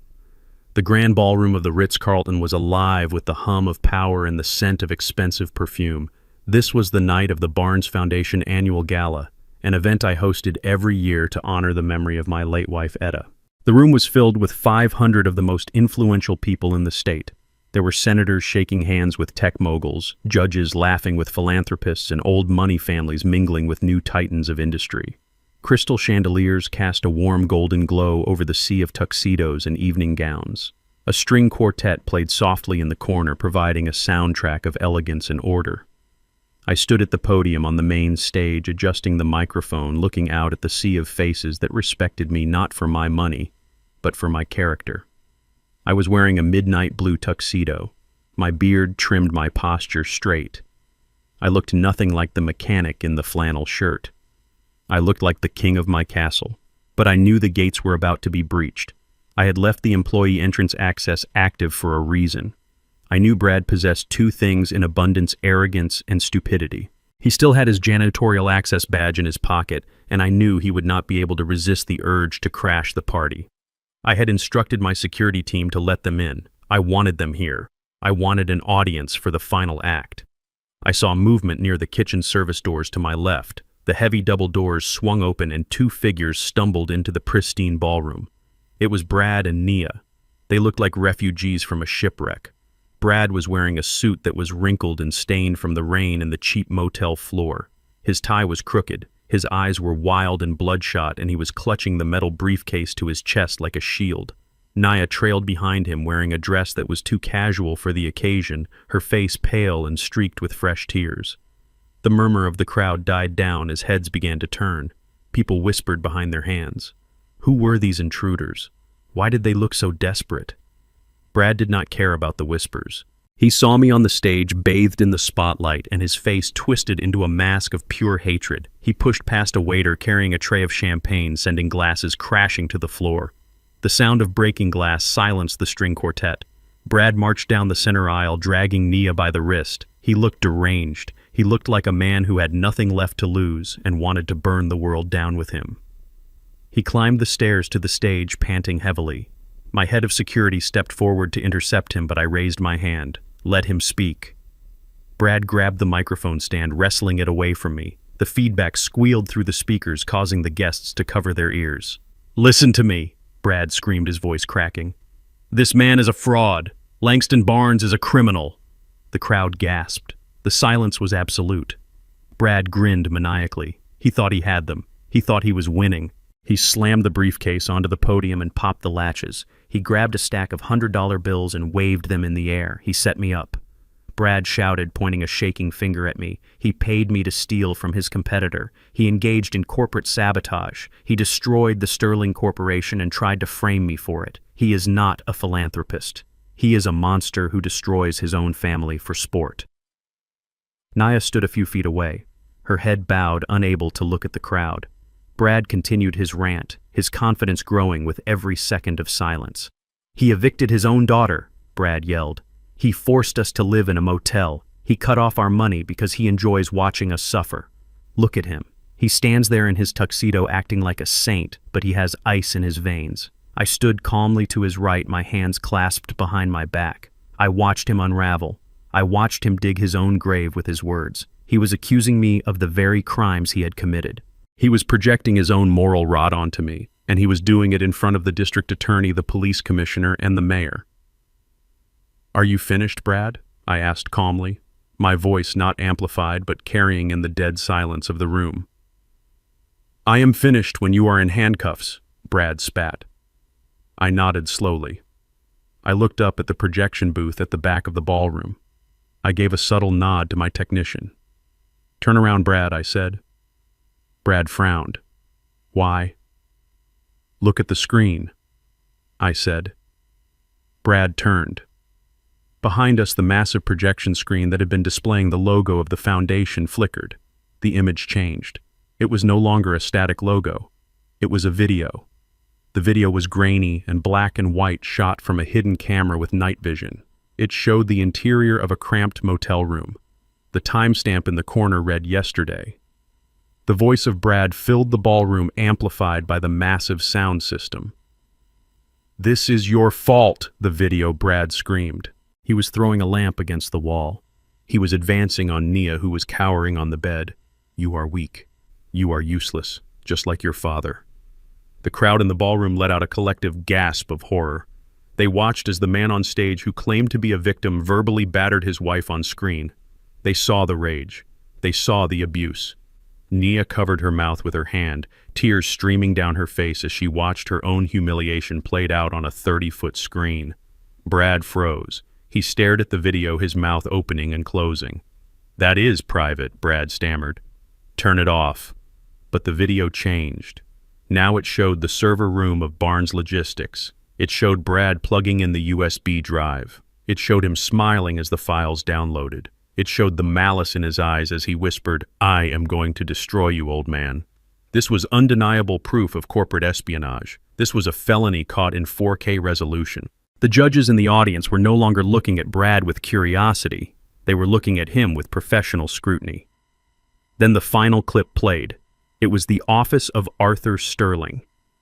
The camera angle was from a hidden lens in the smoke detector I had installed years ago when I suspected Sterling was poaching my staff. It showed Brad slamming the briefcase onto the desk. It showed him accepting the cash. It showed him shaking hands with my enemy. "I will hand you Barnes Logistics on a silver platter," the video, Brad said. The video froze on that frame. Brad shaking hands with Sterling, a look of greedy triumph on his face. The ballroom was silent, but the energy had shifted completely. It was no longer confusion. It was judgment. It was the collective condemnation of 500 honorable people looking at a traitor. Brad turned back to the audience. He looked at the faces of the people he wanted to impress. He saw disgust. He saw loathing. He looked at the briefcase full of cash on the podium. It was not evidence of my crime. It was the smoking gun of his own. He looked at me. For the first time, he truly saw me. He saw that I was not a mechanic who got lucky. He saw the grandmaster who had been 10 moves ahead from the start. "You recorded me," Brad whispered, his voice trembling with terror. "I protect my assets, Brad," I said into the microphone. "And my daughter was an asset I failed to protect from you until now." I stepped forward. Brad shrank back. He looked small. He looked like a child caught stealing from the collection plate. "Ladies and gentlemen," I said, my voice booming through the hall, "I apologize for the disruption. You have just witnessed the confession of a man who sold his integrity for a briefcase of cash. This is the man who threw soup in my face because I refused to be his servant. This is the man who abused my daughter because she could not fund his delusions." I looked at Brad with cold, hard eyes. "This is why I have no son-in-law," I declared. As the last word left my lips, the side doors of the ballroom burst open. This was not private security. This was a tactical team from the Economic Crimes Unit, followed by 4 federal agents in windbreakers emblazoned with FBI. They swarmed the stage. They did not hesitate. 2 agents grabbed Brad by the arms. He tried to pull away, tried to grab the briefcase, but they slammed him against the podium. "You have the right to remain silent," an agent shouted, snapping handcuffs onto Brad's wrists. "No," Brad screamed as they hauled him upright. "I was set up. He gave me the virus. It is his fault. Nobody was listening." The evidence was on the screen. The cash was on the podium. The crime was complete. Other agents secured the briefcase as evidence. One agent approached Nia. She stood frozen, looking from the screen to her husband in cuffs. "Nia Miller," the agent asked. Nia looked at me.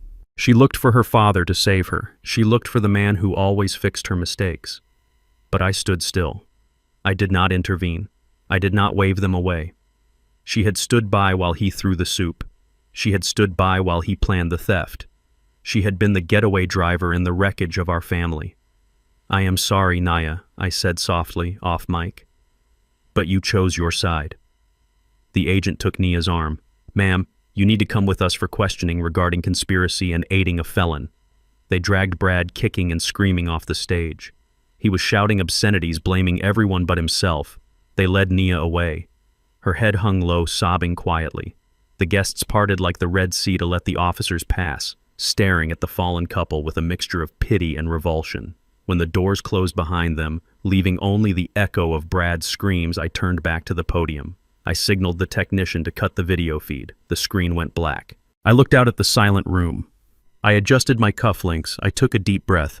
"Please," I said to the crowd, "forgive the theatrics. The appetizers are being served in the foyer. Let us not let the actions of a few ruin the generosity of the many." The orchestra began to play again. The conversation resumed, louder and more animated than before, but I did not join them. I stepped off the stage and walked toward the exit. My work here was done. The cancer had been cut out. Now it was time to let the wound heal or scar over. I walked out into the cool night air alone but unburdened, leaving the gala behind to deal with the wreckage of the truth I had just unleashed. The handcuffs clicked tight around Brad's wrists, and the sound was like a gavel striking a block, sealing his fate. He was thrashing against the grip of the federal agents, his face a mask of sweaty desperation. He looked at the crowd of elites staring at him with disdain. He looked at the exit signs that were too far away. Then his eyes darted to Nia. She was standing frozen near the edge of the stage, her hands trembling, her makeup ruined by tears. Brad did what cowards always do when the walls close in. He found a human shield. "Wait!" Brad screamed, pulling against the agents. "You have the wrong person. I did not hack the system. I do not know the codes." It was her. He pointed a shaking finger directly at Nia. It was his daughter. She gave me the passwords. She stole the admin key from his office. She told me to do it. She said she wanted her inheritance early. Nia gasped, the sound audible even over the commotion. Her eyes went wide with shock. She had stood by this man through eviction. She had stood by him through the rain and the motel. She had scrubbed toilets next to him. And now, in his first moment of true consequence, he was serving her up to the FBI to save his own skin. "You liar!" Nia shrieked. Her shock instantly converted into a primal blind rage. She did not think about the police. She did not think about the cameras. She lunged. She flew across the few feet separating them and clawed at Brad's face. Her nails raked across his cheek, drawing blood. "You liar!" she screamed again, pounding her fists against his chest. "I did nothing. I trusted you. You ruined everything." Brad yelped, trying to duck away, but he was restrained. "Get her off me!" he yelled. "She is crazy. She is the mastermind." The agents pulled Nia off him. It took two of them to restrain her. She was kicking and screaming, spitting at the husband she had idolized only an hour ago. The crowd watched in horrified silence. This was not just a crime. It was the total implosion of a marriage. It was the ugly, raw center of greed exposed for everyone to see. I watched from the podium. I did not move. I did not feel satisfaction. I felt a cold, heavy stone in my gut. This feral woman screaming on the floor was the little girl I had carried on my shoulders. But that little girl was gone. She had been consumed by the monster she married. The agents separated them, dragging them to opposite sides of the stage. Brad was bleeding, panting, looking around for an escape route that did not exist. Nia was sobbing, her chest heaving as the fight drained out of her, leaving only terror. Then she looked up. She saw me. She saw the man who had paid her tuition, the man who had bought her first car, the man who had silently fixed every mistake she had ever made. She saw her safety net. She shook off the agent arm and ran toward me. The agent moved to stop her, but I held up a hand. "Let her come." Nia threw herself at my feet. She grabbed the legs of my tuxedo pants, burying her face in the fabric. "Daddy, please," she wailed. Her voice was broken, reverting to the tone of a child who had scraped her knee. "You know he is lying. You know I would never steal from you. I did not know about the drive. I did not know about the sale. He tricked me. I am your daughter. I am your Nia. Help me. Tell them to let me go." She looked up at me, her eyes pleading. "Please, Dad. I am the victim here. I just wanted us to be happy. I love you. I have always loved you." I looked down at her. Her tears were staining my shoes. For a heartbeat, I wanted to believe her. I wanted to reach down and pull her up and tell the agents to take Brad and leave my girl alone. That is what Etta would have done. Etta would have forgiven her. But Etta was not here. And Etta had not heard what I heard in the motel room. "Nia," I said softly. My voice was amplified by the microphone I was still holding. The entire room leaned in to listen. "You say you love me. You say you respect me." "Yes, Daddy, always." Nia sobbed, nodding frantically. I reached into my pocket. I pulled out my phone. It was connected to the Bluetooth system of the ballroom audio. "Then explain this," I said. I pressed play. The sound of the motel room filled the gala hall. It was the audio from the hidden camera, the one clip I had saved for the end. It was recorded the night before when they thought they were alone, when they thought they had won, when they were counting the cash Brad had brought back from Sterling. The voice of Nia rang out clear and sharp. "I cannot wait until we get the money," she was saying on the recording. "I am so sick of pretending. I am sick of his smell. Have you smelled him, Brad? He smells like old oil and cheap soap. He smells like a slave. I wish the old man would just die already so we can sell that dump and live like human beings." The recording ended. The silence in the ballroom was heavier than lead. It was suffocating. The racial slur hung in the air, a toxic cloud that no amount of apologizing could clear. The guests, mostly wealthy people who prided themselves on decorum, looked physically ill. They looked at Nia not with pity, but with revulsion. Nia froze. She was still holding my leg, but her hands had gone limp. She stared at the floor, her face draining of color. She knew there was no coming back from that. She had not just insulted her father. She had insulted my history. She had insulted my skin. She had insulted the labor that paid for the dress on her back. She slowly looked up at me. There was no more pleading in her eyes, only the terrifying realization that she was naked before the world. "Daddy," she whispered, but no sound came out. I stepped back, pulling my leg away from her grasp. She fell forward onto the stage, her hands hitting the wood. I looked at her. I looked at the woman who shared my DNA, but none of my soul. "You are not my daughter," I said. My voice was flat, devoid of anger, devoid of love. It was just a statement of fact. "My daughter died when she let greed eat her heart." I continued, "You are a stranger. You are a broken copy of a man you never bothered to know. You are a shadow of your husband ambition." I looked at the agents. "Get them out of here," I said. Nia screamed. It was a long, high-pitched sound of pure despair. "No, Daddy, no, please. I am sorry, I did not mean it." The agents grabbed her arms. They hauled her up.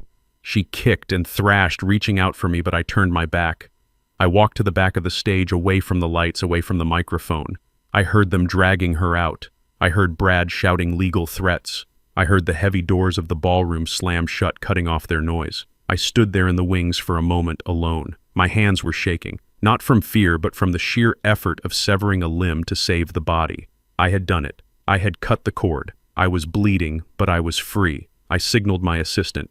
It was time to leave. The show was over. The lesson was taught, and the classroom was empty. I walked out the back exit into the night, leaving the gala to whisper about the man who had everything and the daughter who lost it all for a taste of soup she did not cook. The federal courthouse was a cathedral of stone and judgment designed to make everyone inside feel small.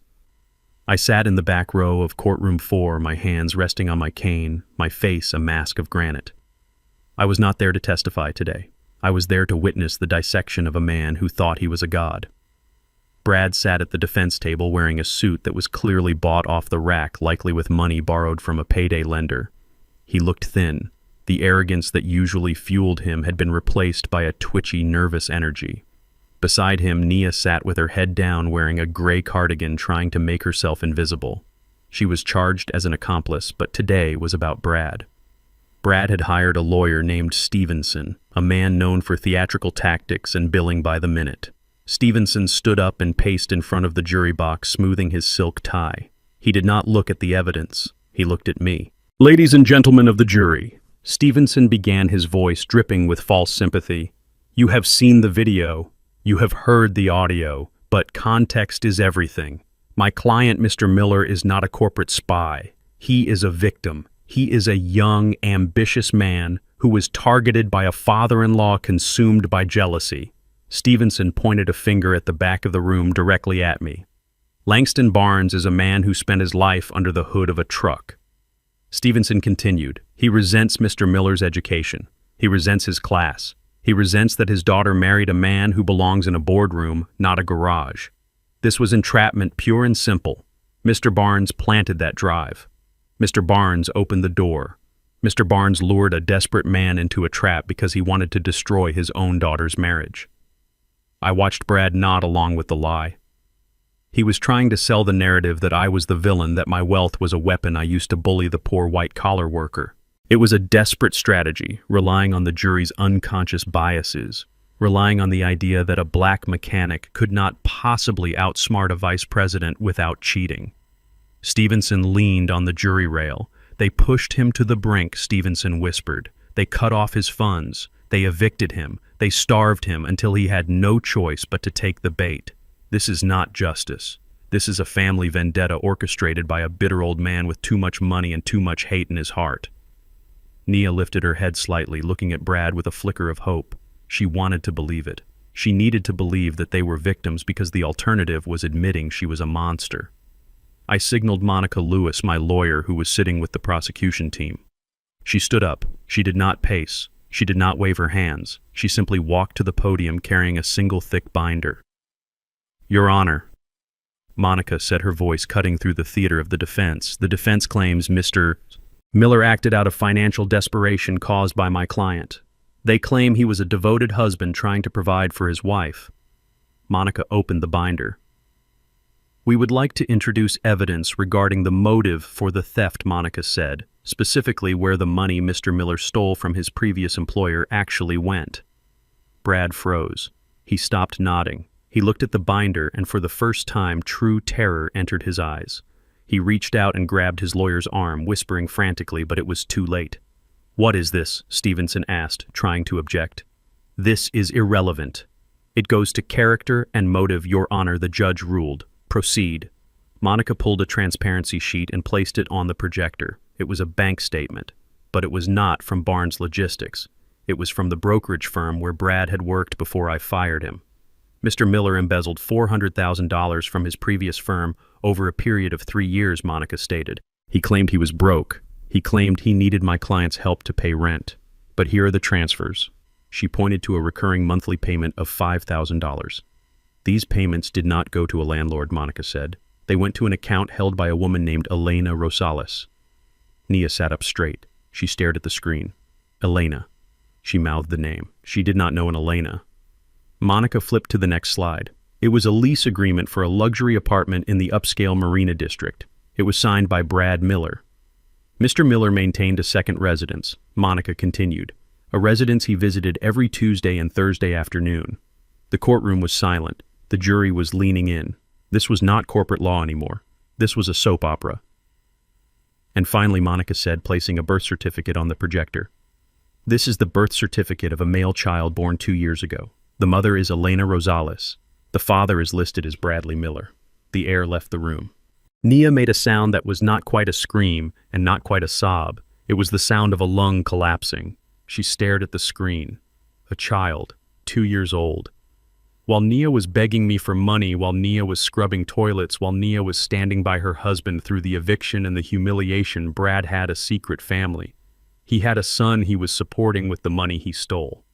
He wasn't stealing to save Nia. He was stealing to maintain his double life. The money Nia thought went to bad investments. The money she thought went to market volatility. It went to Elena. Brad sat like a stone statue. He did not look at the jury. He did not look at me. And he definitely did not look at Nia. He stared at the table, knowing that his defense had just been incinerated. He was not a desperate husband. He was a sociopath. Nia slowly turned her head toward him. Her face was gray. Her eyes were wide and vacant, as if her brain had simply stopped processing reality. "You have a son," she whispered. Brad did not answer. "You have a son," Nia said louder. Brad flinched. "Nia, we can talk about this later," he hissed. "Not here." Later, Nia screamed, standing up. Her chair fell backward with a loud clatter. Later, "You told me we were broke. You told me my father was ruining us. You told me you loved me." She grabbed him. She grabbed the lapels of his cheap suit and shook him. She was small, but in that moment she had the strength of a woman whose entire reality had just shattered. "I betrayed my father for you," she shrieked, her voice tearing at her throat. "I threw my family away for you. I called him a slave for you. And you were laughing at me. You were with her." "Sit down, Ms. Miller," the judge ordered, banging the gavel. Nia did not hear him. She was in a free fall. The memories of the last 5 years crashed into her. Every time she defended him. Every time she lied for him. Every time she asked me for money.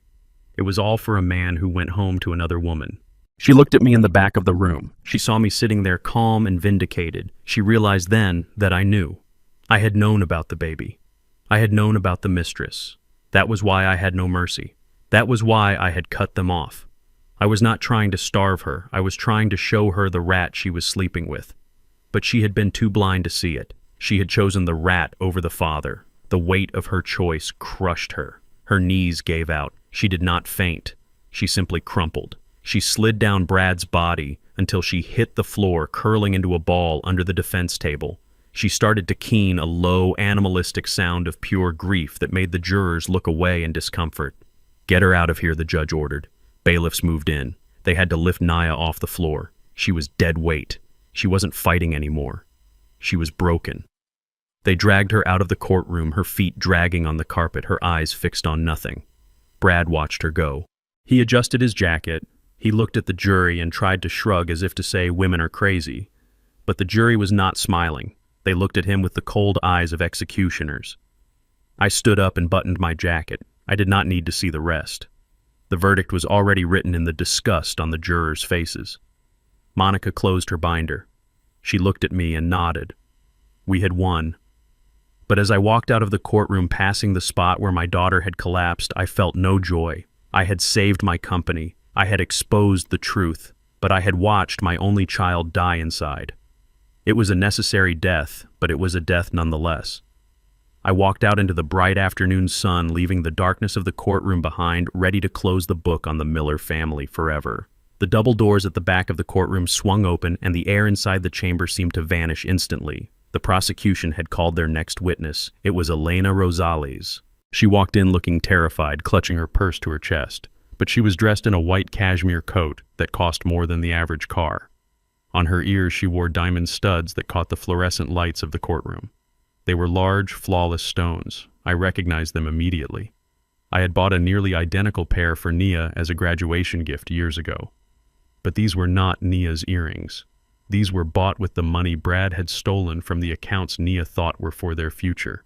Nia was being led out by the bailiffs, her feet dragging on the carpet. She looked up at the sound of the door opening. Her eyes locked onto Elena. She saw the coat. She saw the diamonds. And then she saw the woman who had been sleeping in the bed, paid for by her own inheritance. Something inside Nia snapped. It was a sound like a dry branch breaking in a dead forest. She let out a scream that was not human. It was the sound of a wounded animal cornered and dying. She threw her weight backward, knocking the bailiff off balance. She spun around, her eyes wide and white with madness. She lunged.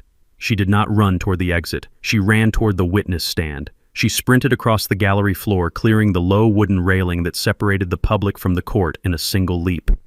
Her target was Elena. "You stole my life," Nia shrieked. Her hands curled into claws. "You are wearing my diamonds. You are living in my house." Elena screamed and tried to scramble backward, but she tripped over her high heels. She fell hard onto the aisle floor. Nia was on top of her in a second. It was a blur of violence. Nia was grabbing handfuls of Elena's hair, slamming her head against the floor. She was tearing at the cashmere coat, ripping the fabric with her bare hands. "I paid for this," Nia screamed, spitting in Elena's face. "I starved for this. I betrayed my father for this. Give it back. Give it all back. The courtroom erupted into chaos. The judge was hammering his gavel so hard I thought the handle would snap. Order, the judge bellowed. Order in this court. Brad had jumped up from the defense table not to help, but to get away. He scrambled backward, overturning his chair, hiding behind his lawyer like a child. He watched the two women in his life destroy each other on the floor of a federal court, and he did not lift a finger. Bailiffs swarmed the pile. It took 3 men to pull Nia off of Elena. Nia was fighting with the strength of the insane. She kicked a bailiff in the shin. She bit the hand of another. She was shouting obscenities that would make a sailor blush, cursing Elena, cursing Brad, and cursing the God that had let this happen. They finally pinned her to the ground. Her face was pressed against the carpet, her hands wrenched behind her back. She was panting, foaming at the mouth, her eyes darting around the room, looking for a target. Elena was helped up by a marshal. She was bleeding from a scratch on her cheek. Her coat was ruined. She looked at Brad with pure hatred before being hurried out of the room for her safety. Get her up, the judge ordered, his face red with fury. Get the defendant up now. They hauled Nia to her feet. She was disheveled. Her cardigan torn, her hair a bird nest of tangles. She looked wild. She looked lost. I sat in the back row, and I felt a cold sweat trickle down my spine. My hands were gripping the wooden armrests of the bench so hard that my knuckles were aching. I wanted to close my eyes. I wanted to look away. But I forced myself to watch. This was the consequence of enabling. This was the result of shielding her from reality for 30 years. I had created a woman who could not handle the word no, and now the world was screaming it at her. The judge leaned over the bench, staring down at Nia with eyes like flint. Ms. Miller, the judge said, his voice dangerously low. This is a court of law, not a street corner. Your behavior is reprehensible. You have assaulted a witness. You have assaulted an officer of the court. I just wanted what was mine, Nia sobbed, her fight replaced by a pitiful weeping. She stole my husband. She stole my money. You are hereby held in direct criminal contempt of court, the judge declared. I am revoking your bail, effective immediately. You are remanded to the custody of the federal marshals. You will be held in isolation until a psychiatric evaluation can be completed. Get her out of my sight. Nia looked up. She looked past the judge. She looked past Brad, who was wiping sweat from his forehead. She looked at me. Daddy, she whimpered. Daddy, help me. They are hurting me. I sat like a statue. I did not move. I did not nod. I did not blink. Inside, my heart was breaking into 1,000 jagged pieces. I wanted to run to her. I wanted to pay any lawyer, any bribe to get her out of those chains. But I knew that if I saved her now, I would lose her forever. She had to hit the bottom, and the bottom was a concrete cell. The marshals dragged her away. She did not fight this time. She went limp, letting them carry her out the side door. The heavy door slammed shut, and the silence that followed was heavy with the ghost of her screams.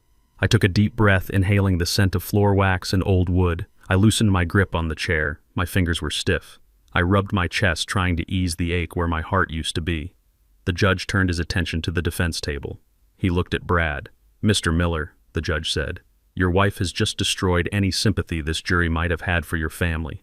Do you have anything to say before we proceed with the witness?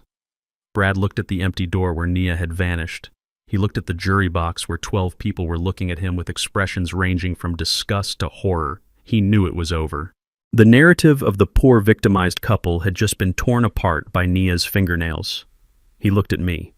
Our eyes met across the room. He saw that I was still standing. He saw that I was not broken. He saw that I had won. And Brad Miller could not handle losing. If he was going down, he was going to make sure he burned the whole forest. I have a statement, Brad said, his voice trembling but loud. I want to make a deal. Sit down, Mr. Miller, his lawyer hissed, grabbing his arm. Shut up. No, Brad shouted, shaking him off. I am not going to prison for 20 years for corporate espionage. I have information. I have information about a capital crime. The judge frowned. What are you talking about? I want immunity, Brad said desperately. I want protection. I can give you a conspiracy to commit murder. The courtroom buzzed. The prosecutor stood up. Objection, Your Honor. This is a stalling tactic. It is not a tactic, Brad screamed. He pointed at me. We were going to kill him. The air left the room again. I went still. I felt the blood drain from my face. We planned it. Brad continued, the words spilling out of him like vomit. If the USB drive did not work, If the data was bad, if he fired us, we had a plan B. Naya and I, we talked about it, we bought the stuff. What stuff? The judge asked, leaning forward despite himself. Digoxin, Brad said. It is a heart medication. You can extract it from foxglove plants. It causes cardiac arrest. It looks like a heart attack. We were going to put it in his coffee. He drinks Ethiopian coffee every morning at 8 o'clock sharp. He brews it himself. We were going to switch his grounds. The courtroom erupted. This was not embezzlement. This was not fraud. This was a confession to a plot to assassinate a prominent businessman. Brad was panting, his eyes wild. Naya knew Brad shouted, ensuring he dragged her down to hell with him. She told me where he kept the coffee. She told me when the maid had her day off. We were going to do it next week. We needed the inheritance. We could not wait for him to die of natural causes. He is too healthy. He was never going to die. So we were going to help him. I sat there, and for the first time in my life, I felt truly old. I felt the weight of 68 years crushing my shoulders. My daughter, my Nia. She knew about my coffee. She knew my routine. She knew I had high blood pressure. She had not just wanted my money, she had wanted my life. I looked at Brad, the man I had welcomed into my home, the man I had tried to mentor. He was not just a thief. He was a killer who lacked the courage to pull the trigger. The judge was banging his gavel, but nobody was listening. The jurors were standing up. The prosecutor was shouting for the marshals to seize Brad. The press in the back row were running for the doors to call their editors. But I heard none of it. All I heard was the echo of Nia's voice in my head from years ago asking me how I took my coffee. Black, I had told her. Just black. And now I knew that she had planned to make it the last cup I ever drank. I stood up.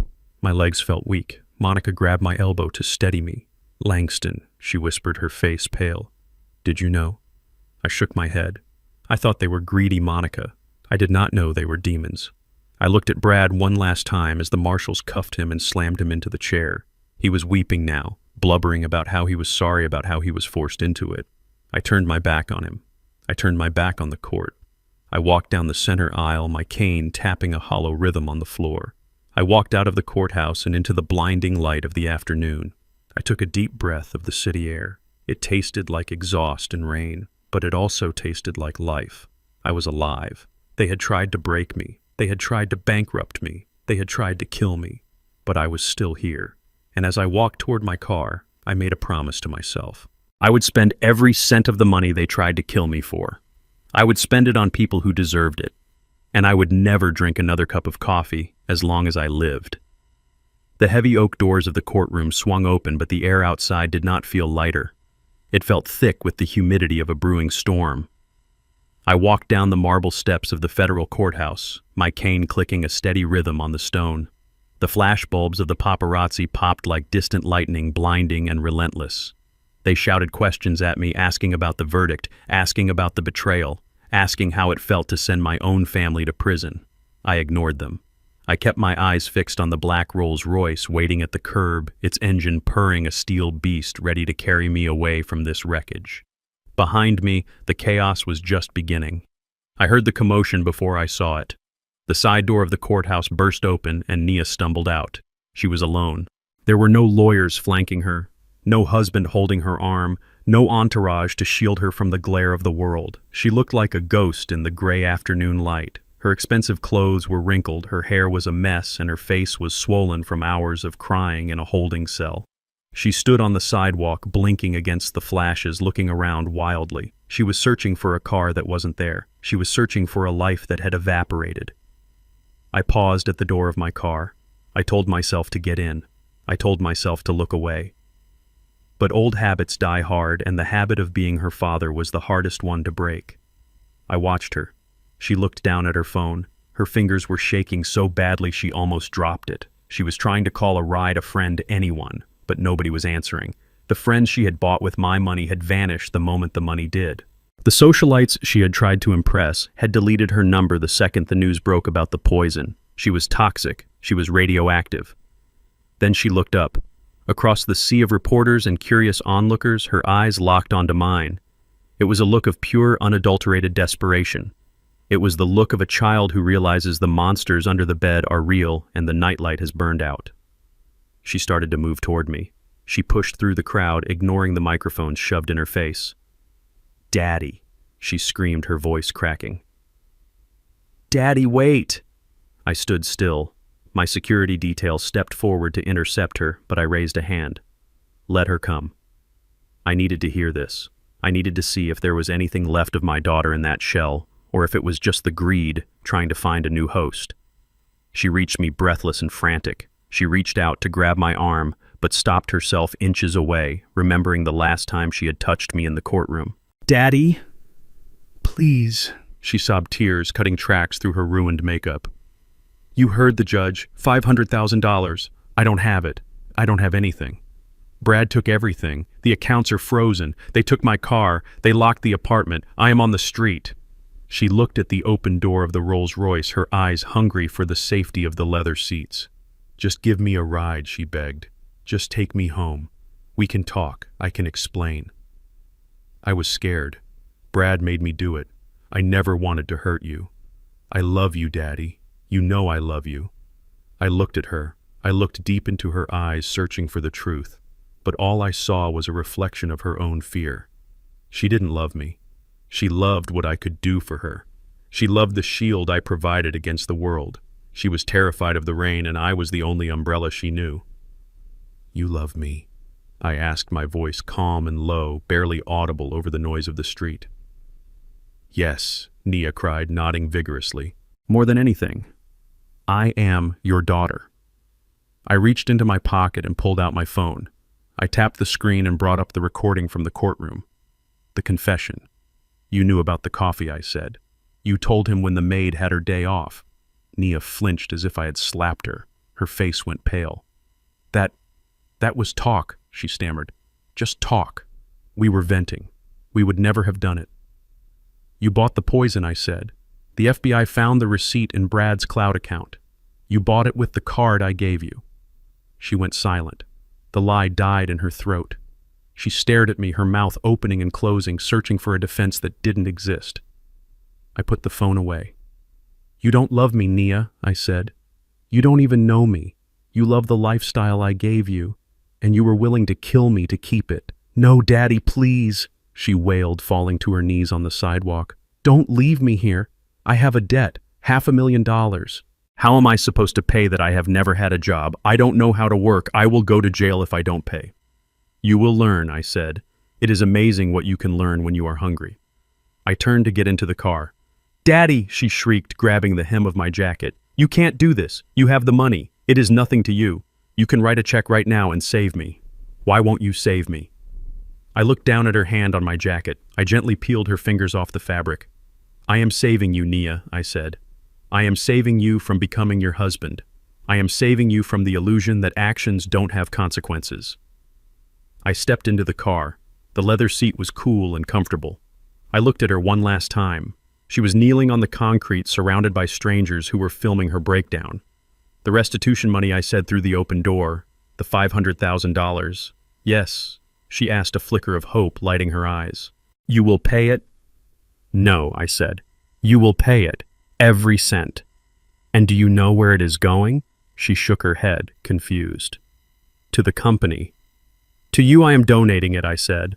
"Every dollar you scrape together, every penny you earn scrubbing floors or waiting tables will be donated to the United Negro College Fund. It will go to educate young black men and women who respect their history and their elders. You will be working for them now." Her jaw dropped. The cruelty of the justice stunned her. She wasn't just paying a fine. She was funding the very people she had looked down on. "Goodbye, Nia," I said. "You can't leave me," she screamed, lunging for the door. "You are my father. You owe me." I pulled the door shut. The heavy thud cut off her voice. I watched through the tinted glass as she pounded on the window, her face twisted in a mask of rage and grief. My security team gently but firmly pulled her away. "Driver," I said, "go." The car pulled away from the curb, merging into the traffic. I watched her in the rearview mirror until she was just a small, dark figure on the sidewalk, alone in the middle of the city she thought she ruled. I sat back in the seat and closed my eyes. The silence in the car was absolute. I reached for the bottle of water in the console and took a sip. It was cool and clean. I pulled out my phone one last time. I went to her contact. Nia, my baby girl, my greatest failure. I pressed the block button. Confirm block, the screen asked. I pressed yes. I put the phone down. I looked out the window at the passing city. The sun was setting, painting the sky in shades of purple and gold. It was a beautiful evening. I was alone. I was tired. But for the first time in 5 years, I wasn't looking over my shoulder. I wasn't waiting for the other shoe to drop. The shoe had dropped, the soup had been thrown, and I was still standing. I was Langston Barnes. I had built an empire from nothing. I had survived poverty. I had survived racism. I had survived the death of my wife, and now I had survived my own family. I took a deep breath. I had work to do. I had a foundation to run. I had scholarships to fund. I had a legacy to rebuild, one that wasn't based on blood but on character. The car sped up, carrying me toward the hills, toward my quiet, empty house, toward the rest of my life. And as the city lights flickered on around me, I finally felt the warmth return to my face, washing away the memory of the hot soup, leaving only the cool, clean feeling of freedom. The neon sign of the diner flickered with a buzzing sound that was driving Nia insane. It was 3 in the morning, and the air inside the restaurant smelled of burnt grease, stale coffee, and despair. Nia wiped the counter with a rag that was gray with age.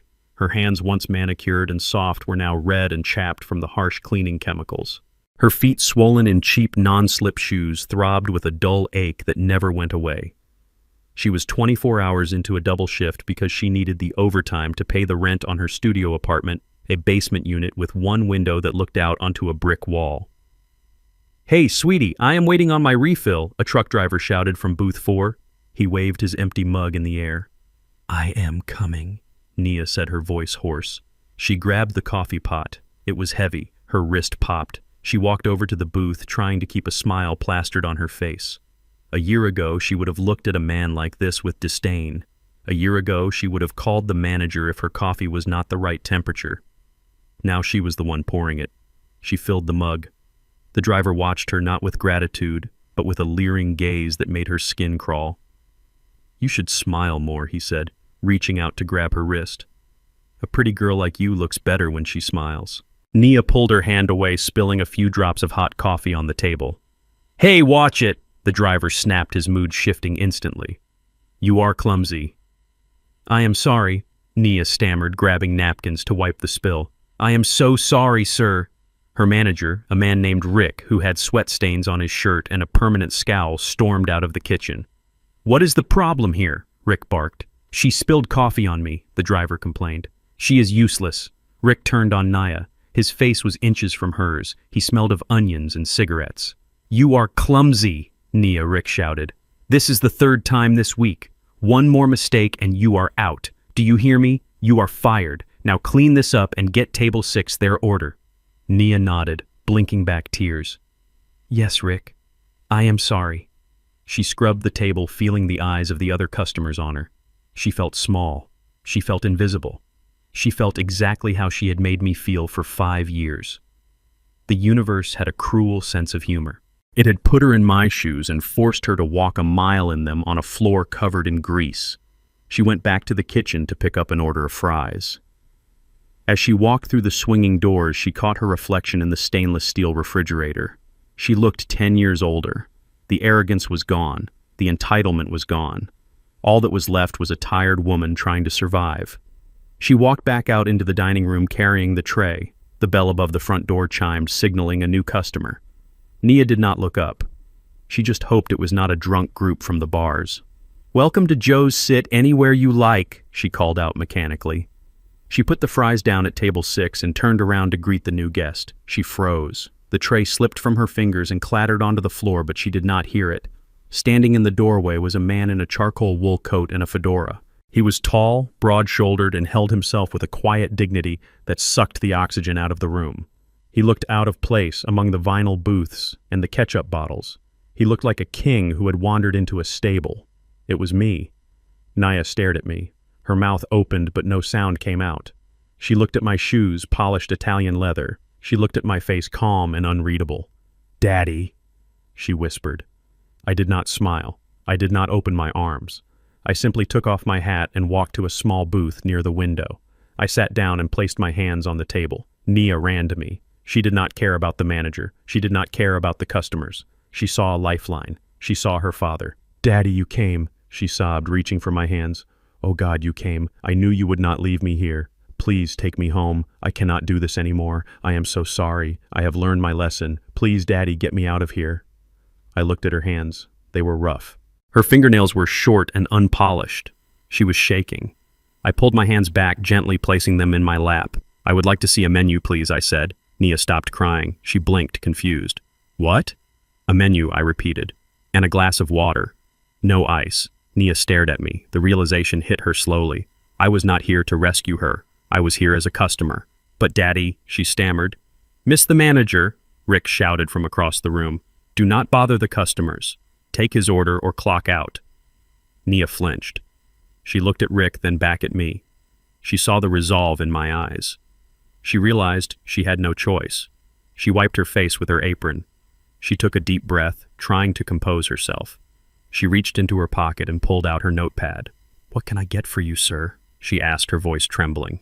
I looked at her. I really looked at her. I saw the fatigue. I saw the fear. But I also saw something else. Resilience. She was still standing. She was still working. She had not crumbled completely. "I will have the soup," I said. Nia's pen hovered over the paper. "The soup?" "Yes," I said. "The vegetable soup. And bring some crackers." She wrote it down. Her hand was shaking so bad the writing was illegible, but she nodded. Right away she whispered. She walked to the kitchen. I watched her go. I watched her shoulders hunch as she passed the manager. I watched her grab the ladle and pour the soup into a bowl. I watched her carefully place it on a tray, making sure not to spill a drop. She brought it to me. She placed it in front of me with a trembling hand. "Is there anything else, sir?" she asked, reverting to the formal script, because she did not know what else to say. "No, thank you," I said. I picked up my spoon. I ate slowly. I tasted every spoonful. It was watery and salty. Nothing like the lobster bisque Brad had thrown in my face, but to me it tasted like progress. Nia stood by the counter watching me. She watched me eat the food she had served. She watched me wipe my mouth with a paper napkin. She was crying, silently, tears rolling down her cheeks, but she did not come over. She stayed at her post. She refilled coffee for the truck driver. She cleaned a table. She worked. For the first time in her life, she was earning her living while I watched. She was serving me not because I demanded it, but because it was her job. I finished the soup. I pushed the bowl away. I signaled for the check. Nia brought it over. She placed the slip of paper face down on the table. "It is on the house," she whispered. "I will pay for it. Please, Dad, just talk to me." I looked at her. I saw the desperation. She wanted a connection. She wanted to know that she still had a father. I pulled out my wallet. I took out a $10 bill and placed it on the table, covering the cost of the soup. Then I reached into the inside pocket of my coat. I pulled out a white envelope. It was sealed. I placed it on the table next to the money. "This is for you," I said. Nia reached for it, her eyes lighting up. She thought it was a check. She thought it was cash. She thought it was her salvation. "Do not open it until I leave," I said. I stood up. I put my hat back on. I looked at the diner one last time. I looked at the manager who was counting cash at the register. I looked at the truck driver who was asleep in his booth. And I looked at my daughter who was standing there in a stained uniform holding an envelope like it was a holy relic. "You are doing a good job, Nia," I said. Her eyes widened. It was the first compliment I had given her in 2 years. I turned and walked out the door. The bell chimed behind me. I walked to my car, the cool night air hitting my face. I did not look back. Inside the diner, Nia waited until the door closed. Her hands were shaking so hard she could barely tear the flap of the envelope. She ripped it open, expecting to see green bills, expecting to see enough money to pay her rent for a year. She turned the envelope upside down. A single folded brochure fell out. She frowned. She picked it up. It was a glossy pamphlet for the City Community College nursing program. It was not money. It was not a check. She opened the brochure. Inside, tucked into the fold, was a handwritten note on my personal stationery. She read it. "Nia, you asked for money. Money is easy. Money is what got you here. You need something harder. You need purpose. This is a full scholarship for the licensed practical nurse program. The tuition is paid. The books are paid. But you have to go to class. You have to study. And you have to pass. You spent your whole life wanting people to serve you. You threw soup because you thought you were above service. Now you are going to learn the truth. The highest calling is not to be served, it is to serve. Learn how to take care of people who are sick, who are weak, who cannot help themselves. Learn how to clean a wound. Learn how to hold the hand of someone who is dying. Learn how to care for others before you ever ask anyone to care for you again. If you graduate, I will be at the ceremony. Until then, keep the change. Dad. Nia stared at the note. She looked at the brochure. She looked at the $10 bill on the table. She felt a sob rise in her throat, but she swallowed it down. She looked at the truck driver who was waking up and coughing. She looked at the manager who was glaring at her. She wiped her tears. She put the brochure and the note into her pocket next to her heart. She picked up the $10 and put it in the register. She grabbed the coffee pot. "Coffee, sir?" she asked the truck driver. He nodded. She poured it. She did not spill a drop.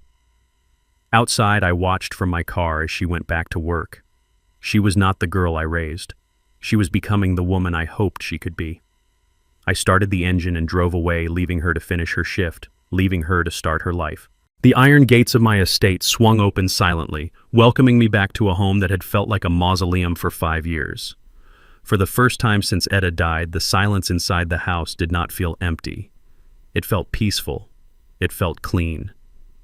I walked through the grand foyer, my footsteps echoing on the marble, but I did not feel the crushing weight of loneliness that usually greeted me. I felt the lightness of a man who had finally taken out the trash. But a house this size was not meant for one man alone. It was built for a legacy. It was built to shelter the future. And since my biological future had chosen to rot on the vine, I knew I had to graft a new branch onto the tree. The next morning, I drove my truck down to the community center in the neighborhood where I grew up. It was a brick building that had seen better days, the paint peeling and the basketball hoops rusted. Inside, I found the auto shop vocational program. It was underfunded and overcrowded, filled with young men and women who were looking for a way out of the struggle. I stood in the back, watching. I saw a young man in the corner. He was skinny, wearing coveralls that were stained with oil. He was working on a transmission that looked like it had been pulled out of a river. Other students were joking around, checking their phones, but this boy was laser-focused. His hands moved with a rhythm I recognized. It was the rhythm of a man who speaks the language of machines. I walked over to him. "What are you working on, son?" I asked. He looked up. He had intelligent eyes, but they were guarded. He saw an old man in a nice coat. He wiped his hands on a rag. "Trying to salvage this gearbox, sir," he said, his voice respectful but firm. "The casing is cracked, but the gears are still good. I think I can machine a new housing if I can get access to the CNC mill." "Why bother?" I asked. "It is junk." "It is not junk," he said, defending the metal. "It just needs someone to see its value. If I fix this, I can sell it. If I sell it, I can buy tools. If I have tools, I can work." I smiled. It was the first genuine smile I had felt on my face in weeks. "What is your name, son?" "Malik," he said. "Malik Johnson." "Do you have family, Malik?" He looked down at the transmission. "Just my grandmother, sir. She raised me. She is sick right now, so I am trying to pick up extra hours here." I looked at his hands. They were covered in grease. They were the hands of a builder. They were the hands of a man who would never throw soup in anyone's face because he knew exactly what it cost to put food on the table. I took a card out of my pocket. It was not a business card. It was a personal card with a handwritten number on the back. "My name is Langston Barnes," I said. "I own Barnes Logistics." Malik's eyes widened. He knew the name. Everyone in the neighborhood knew the name. "I am looking for an apprentice," I said. "Not a janitor. A protege. Someone I can teach how to build an empire, not just how to fix a gearbox." Malik stared at the card, then at me. "Why me?" he asked. "Because you see value where others see junk," I said. "And because you are working while everyone else is playing." "I want you to come to my office tomorrow," I continued. "Bring your grandmother. I am going to make sure she has the best doctors in the city. And then I am going to put you to work. You are going to learn every aspect of my business from the loading dock to the boardroom.